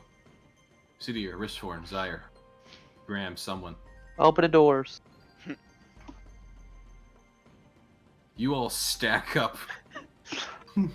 Just We SWAT. stack you up just, like a tactical SWAT team. Yeah, at the yeah, door. exactly. You just all go for the door and just right up against each other. Breach and Risk- clear. Foreign will electrifying bolt. Electrifying by what? He's readying it to shoot at any hostiles. Okay, you just got it ready. Like you got you're holding up your right hand like a finger gun. You got your left hand holding it steady by the base of your right hand, just like I'm getting ready to shoot someone. Yes. City will open the door. You hear you hear Ristforn's knuckle visibly do a little click click. Okay, Sidir, as you open forth the door, you find number 12. Dun, dun, dun. Peeking inside, you see shelves containing hundreds of books lining the walls of this 20 by 30 foot library. A large oak desk dominates the center of the room. The legs of the desk are carved to resemble a coiled dragon's legs, jutting out in four corners. Behind the desk is a chair of a very similar design, obviously meant to match. In one corner of the library stands an assembled suit of plate mail armor, clutching a sword. And on the desk, you can see a leather-bound volume and what appears to be an iron candelabra, fashioned to resemble a hydra with 9 heads. So at that point, isn't it more of a, Yeah. What- Does any of those things you described seem excessively magical compared to the rest of the that would stand out against the general magic background noise for let's see. detect magic? Will give me a second here. I'm just looking through to see if any of that is in fact any of that.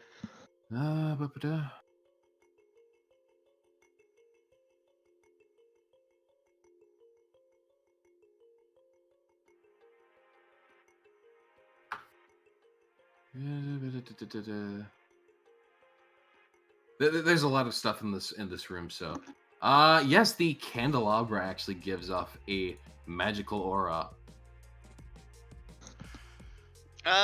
I guess I'll head over and investigate. I'll let the party know that the candelabra seems to be magic, and I'll head over to see if I can't determine why it's magical. Ristforn's interested in the books. You want to reveal it, by the way? Oh yes, let me go ahead and do so. I thought I was being crazy because Ristforn's just going into the room already. Yeah, as soon as he sees books, Ristforn kind of just pushes past Sidir and rushes over to the nearest bookcase, so probably this one. What kind of armor is this? It was plate armor, I do believe he said. Yeah, let me go ahead and double check on that. Yes, an assembled suit of plate mail armor. Can I wear it? You can attempt to do so. It could be approximately your size. Let me just see if there's anything about that, though. Alright, Wristform's got enough carry weight for 100 books. He's looking through them for anything magical, like topics on magic and such. Anything he might be interested in. There's a good deal of historic books, a good deal of books that simply deal with. Some of them are, of course, more mundane than others. There's a few good writings of fiction, a few bits of magical theory in there, a few books written by Astabar himself, it seems, on various magical items, and he almost has an encyclopedia of magical items that he's encountered over his many years of seeming to collect them. Right, Graham, you rolled that Arcana to determine what's up with the Hydra candelabra. Oh, yeah, you see this and you almost instantly know what it is. This is it's a very simple candelabra, but still something that's always, like a little delightful like a treat to have. You glance around to everyone with a little smile, and then you speak the word light, and then the candelabra simply puts up flames on its candles. Cool. I guess I'll snuff. I'll turn the lights off or snuff the flames out, and I'll put that in my backpack. You have one self-lighting candelabra. Hydra self-lighting candelabra. Make it nice and fancy.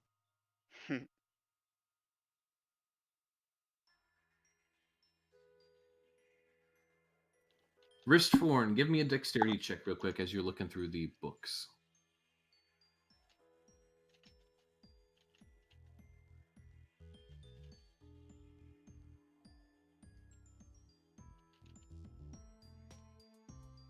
Wristforn? Wristforn? You guys can still hear me, right? Yep. Okay. Yeah, I think he was doing something in the chat. So about this armor? Yeah, no, it's I just did a double check. This is just a standard suit of plate mail armor. Seems to be meant, more for decorative uses, though it seems to be a legitimate little stand. Can I put it on? Yes, you can. You may put it on. Yeah. I'll switch out my armor with it. It takes about 5 minutes to get out of and into heavy armor.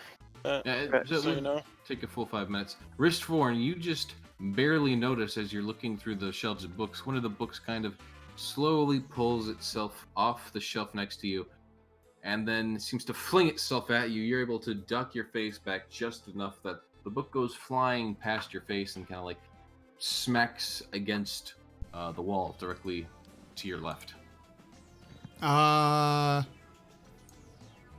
He wants to try and snatch it out of the air. You just freaking matrix the book as you catch it. You dodge back, you reach up, you catch the book. And holding it firmly, he's going to look over the title or anything. He specifically holds it closed. The book is entitled 101 Ways to Cook Cabbage.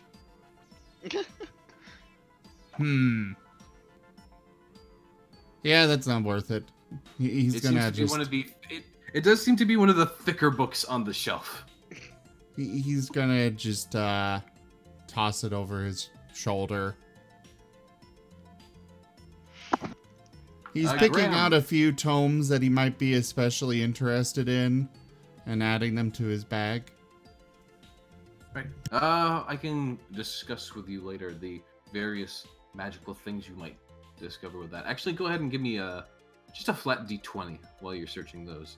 See what kind of Okay, you don't find a lot, but you find some things that are piquing your interest. Surprisingly, not as much as you initially had thought you would find, but still some stuff that is relevant for you. He can carry Graham, 100 books, so he's gonna gather what he can. Okay. I'm telling you right now, of those 100 books, there's probably only going to be maybe 10 to 20 that actually like pique your interest. All right. Well, Like you get to come up with those 20 books, and I'll add them to my week. 10 to 20. Okay. I just wasn't sure if you were just hoarding books for the sake of it, or No. if, you know. Gotcha. Graham, as you move to search the desk, also Zale, you're just kind of watching all of this on Zaire's shoulder. You see City here snatching the plate armor. You see Rishforn just digging through books. And Graham snatching a candelabra. Where's Craig? What? Oh, Craig is kind of sitting by the staircase. He ate whatever was in that jar, so he's not feeling good. But he seems to be more or less safe. But yeah, he was apparently not feeling good according to Zaire, so he's currently sitting out the session for right now. Which should be fine. So, Graham, you were searching the desk, that's right. Graham, as you move to search the desk, you find 3 drawers, 2 of which are locked. The one drawer that is unlocked contains a quill, an inkwell to go with it, writing parchment paper, and a silver dagger. I'll take that silver dagger. Go ahead and add 1 silver dagger to your inventory.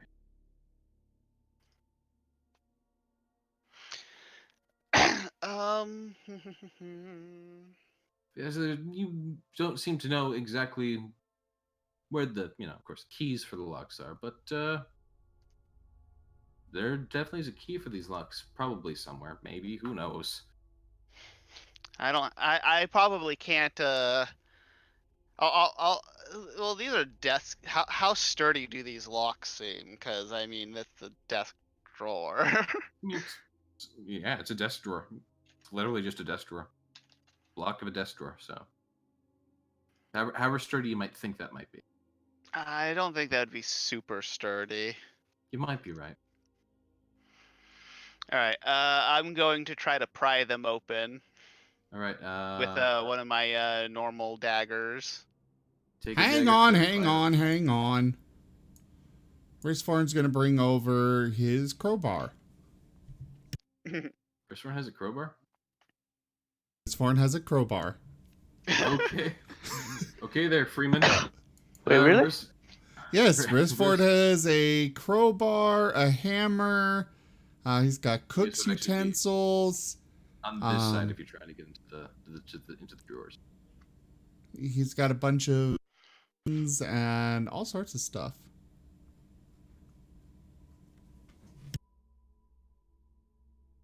All right, as you guys are kind of like getting around this desk and poking and prodding at it, Graham, give me a perception check. Okay.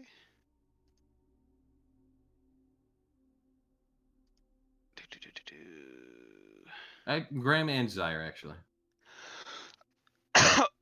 I see all the things. Okay. Then Zaire, it's not required, but yeah, you still can. Okay, so the two of you kind of hear movement in the general direction of that, like, downward most bookshelf, as a few of the books seem to like kind of shift and shudder around. 2 books kind of like slowly, softly lift into the air, and both of them find themselves throwing themselves at you, Graham. You can go ahead and give me a dexterity check. Ready, right?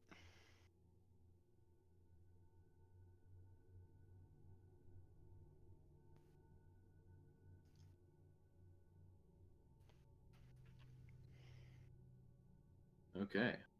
Let's see how well this thing does. Nope.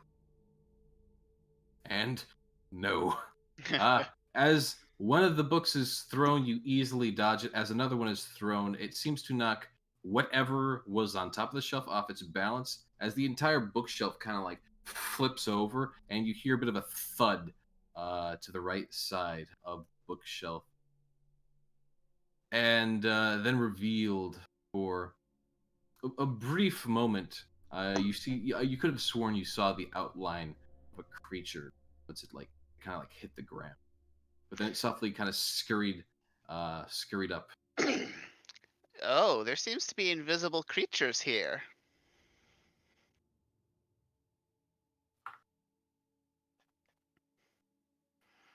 Could I? What would I need to roll to see if I know what they were in that brief? You would actually give me an Arcana check, because it actually just seems somewhat familiar. You believe that might have been an imp, but not just any imp, a familiar imp. Oh, hey, I think whoever used to own this place, I think his familiar's still running around, and it's an imp. It's what's throwing things at us.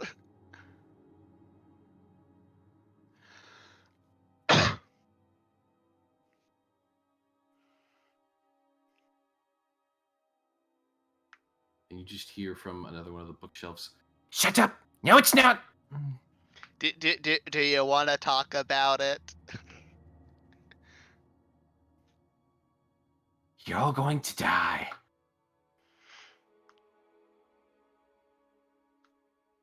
The house has not been doing a very good job of that so far, so... The house is not done with you yet. You realize that you can't take us all on, right? We got the fiery orb. Not in here. You know, I guess we're really lucky that the imp didn't chuck that at us. Well, you can tell, just because you did do such a good job of kind of detecting this thing, this was not what was throwing stuff at you before. Oh. Other stuff seemed to have had more of a, less of a physical presence. This thing has much more of a physical presence. Desire, you actually find it kind of more or less easy to, well, I mean, if you were to so choose, you feel like it would be very easy to track this thing. Yeah, I'll give that a go. You just kind of unhinge your jaw and just shriek at it, and you can very clearly tell that on the middle now bookcase in the sort of top side of the room, the imp is just kind of sitting there crouched. You know, You can. I never considered invisibility as something that bats would be able to just ignore. Oh yeah. That is a good point. 'Cause, I mean, they still have a physical body, and echolocation doesn't really stop working just because Oh yeah. light doesn't reflect off their bodies properly. It's a very good solution to invisibility. So that means I can use it more.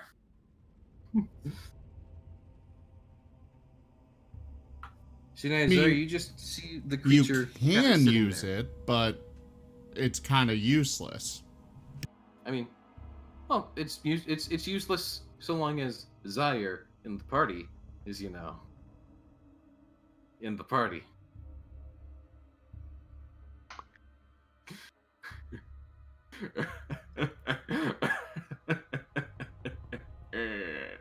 Okay, anyways, continue. How does our prying the drawers of this desk go? Well, you need to give me a strength check, but Alright. you can roll an advantage because you do have an actual proper crowbar. Wrist Oh, one, right. freaking burglar.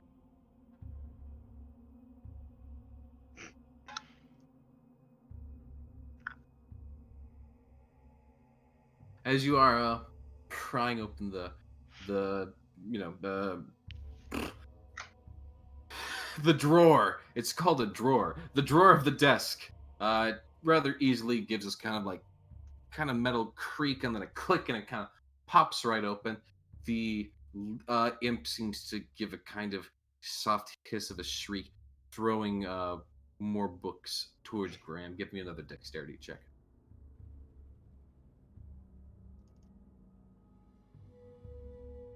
Oh. Oof. All right, you take 6 damage from the 2 books that are thrown. That's 6 damage total.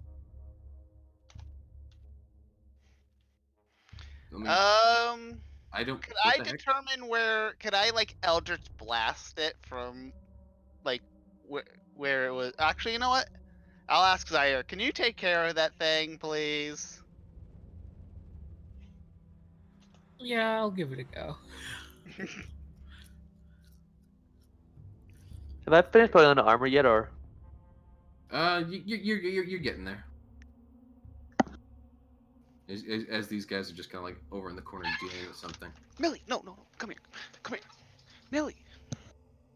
Yeah, sounds something like that.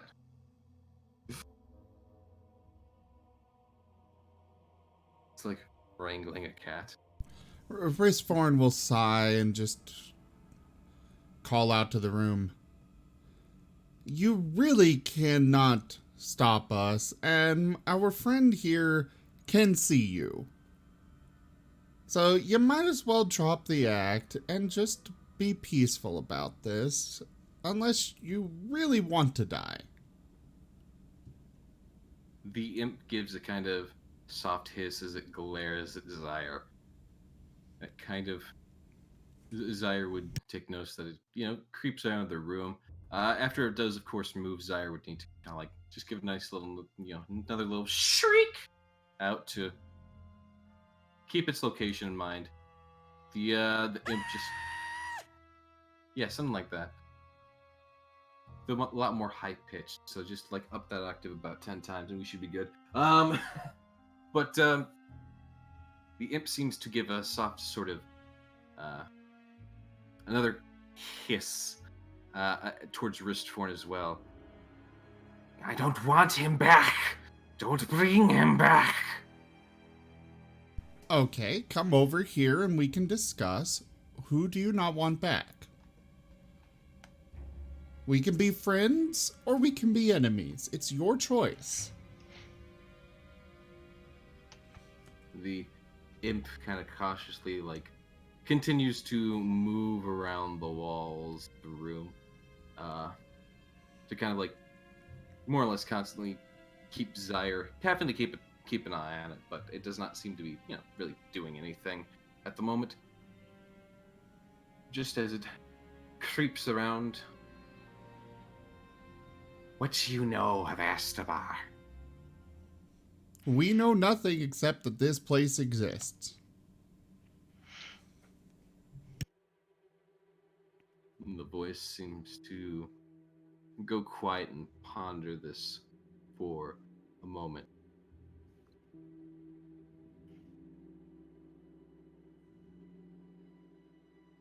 So you don't seek the wizard? No. We seek his loot. We seek his treasures. I am interested in the knowledge here in this library.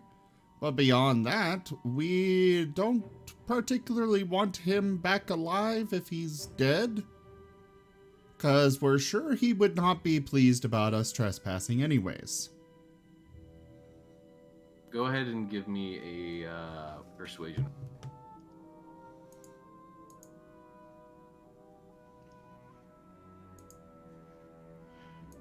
What do I have again here?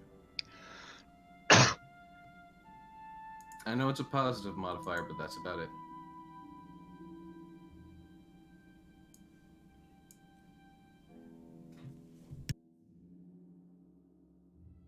Damn.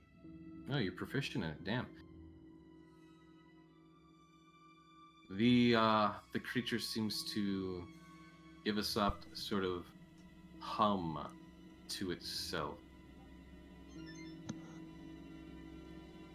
Otters have a trait of being playful nature. People are more likely to be at ease and more likely to believe them because they just don't care for deception. in general.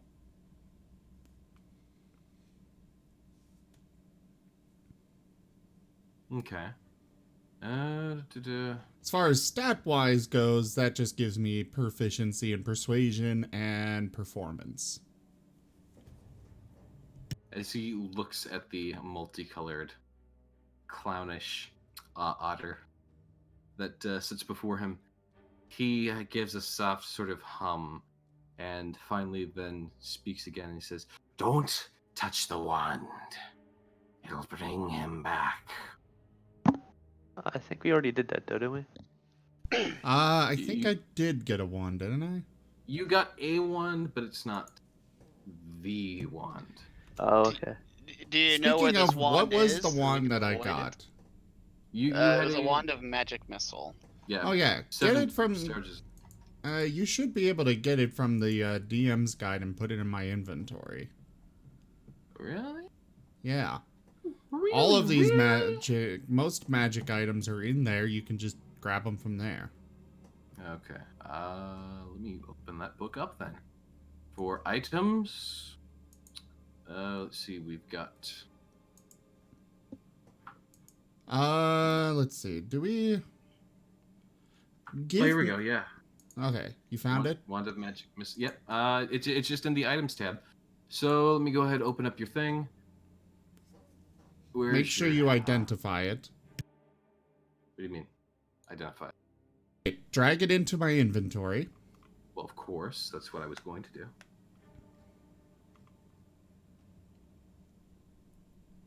Now click the dragon head to the right, and you'll see a little red ID button.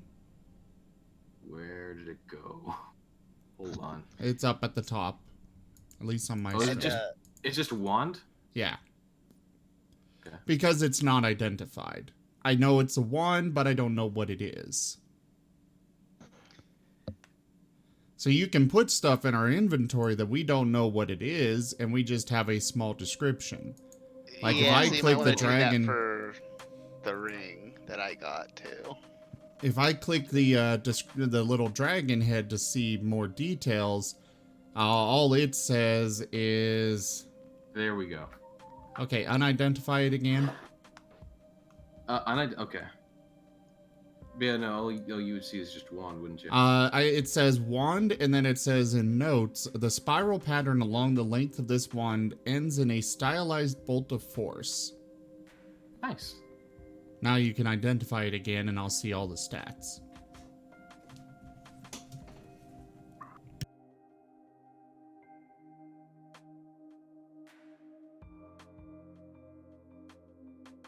So yeah, that's what you... Okay, cool. So we've got the wand. Graham, you can add that and give you that ring then. Yep. Don't necessarily identify that because... Yeah. No, I won't because he doesn't know what it is. Yeah. Okay, so this does recharge. Cool. Yeah, I didn't actually know that. So knowing that recharges is really cool. Ring of something or another. There we go. He does something, I'm sure. The ring of the blah blah blah blah blah blah blah. The ring of... Gold King, could you do me a favor and go into the wand again, the dragon head, and then open the image and right-click share it with us? Sure. Wand of magic missile. Go into the wand. There's a little image right there in description. Just click the dragon head. Oh, cool. Yeah, most of them also have pictures. Cool, dude. That's so cool. Yeah, there's the one you got. That's actually really cool looking. That's a really cool looking wand. That's supposed to be like a little cylinder piece of stick with a bunch of like runes on it. That's what I was expecting as well. I didn't realize it looked like that. I didn't realize it looked like that either. I literally just have text to work off of. If even ran out of mana or whatever, and you can still stab someone with that. You could. Remember that time Peter just stabbed a Death Eater in the eye with his wand? Oh was yeah. That Peter? Yeah, No, go that's ahead, Peter Pettigrew. Uh, Was that Peter? I haven't When read you it say in- Peter, the only thing I'm thinking of is Family Guy. Hey, Lois, remember that time I stabbed a Death Eater in the eye? That was really close. Surprisingly so. I mean, I happen to be the same weight set, so it helps. No, I'm kidding. But not really.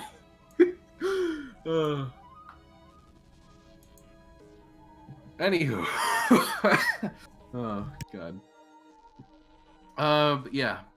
So, after your persuasion, that it tells you, don't touch the wand. Bring him back. if you tell us where the wand is, or show us where it is, we can avoid it easier.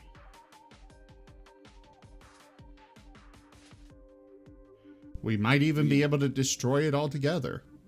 The creature can be heard softly shifting around. Roll another persuasion check. Either Eisen and or Bristform. Advantage, because I already succeeded once? No. Okay. It doesn't. It still doesn't fully trust you. Of course, you're complete strangers. Apparently it still does. No, yeah, no. It's just like, We're its new best friends. yeah, no. It just goes, yes, destroy it. It's upstairs in the attic, the study.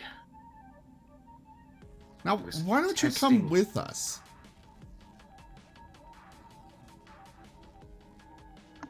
The imp seems to give a strange sort of hum to itself before it does seem to kind of just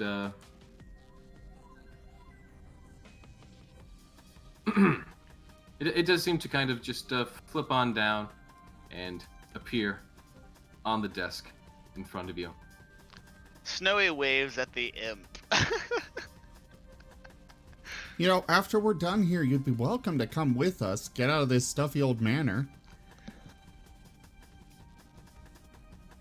He frowns softly at Risthorn. I like the manor. It's my home. It has been for many years. Alrighty then. Well, Risthorn's gathered his books. We've... did we get those drawers open? Yes, you did. He was just, you were just, like, the moment you did, he threw stuff at you, and then you got into the whole persuasion chat. So, from the drawers, you do happen to find another money pouch with 50 GP and a magnifying glass inside of it.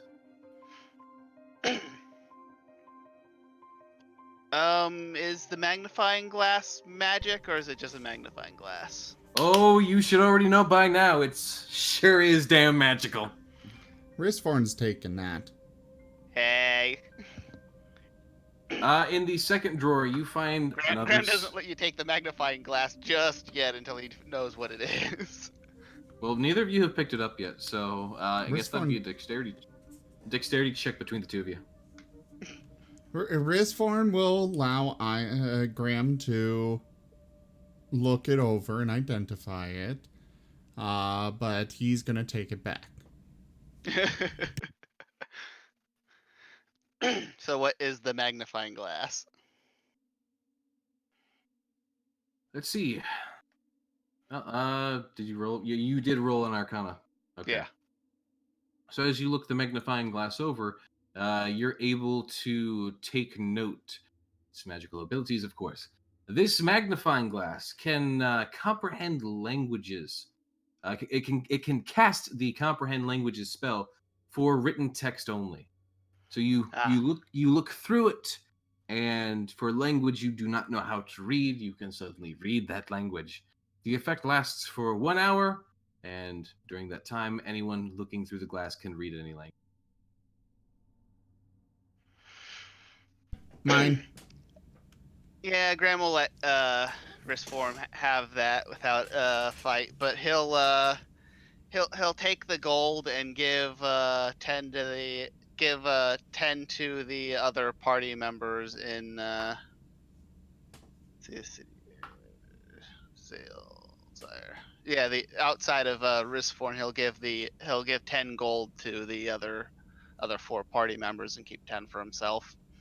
Well, I suppose All right. that's fair. Well, we do. I will state for the moment, we do actually have a magnifying glass as an item, though I don't have one that specifically casts this spell. So, is there a way we can take note of that? Yes.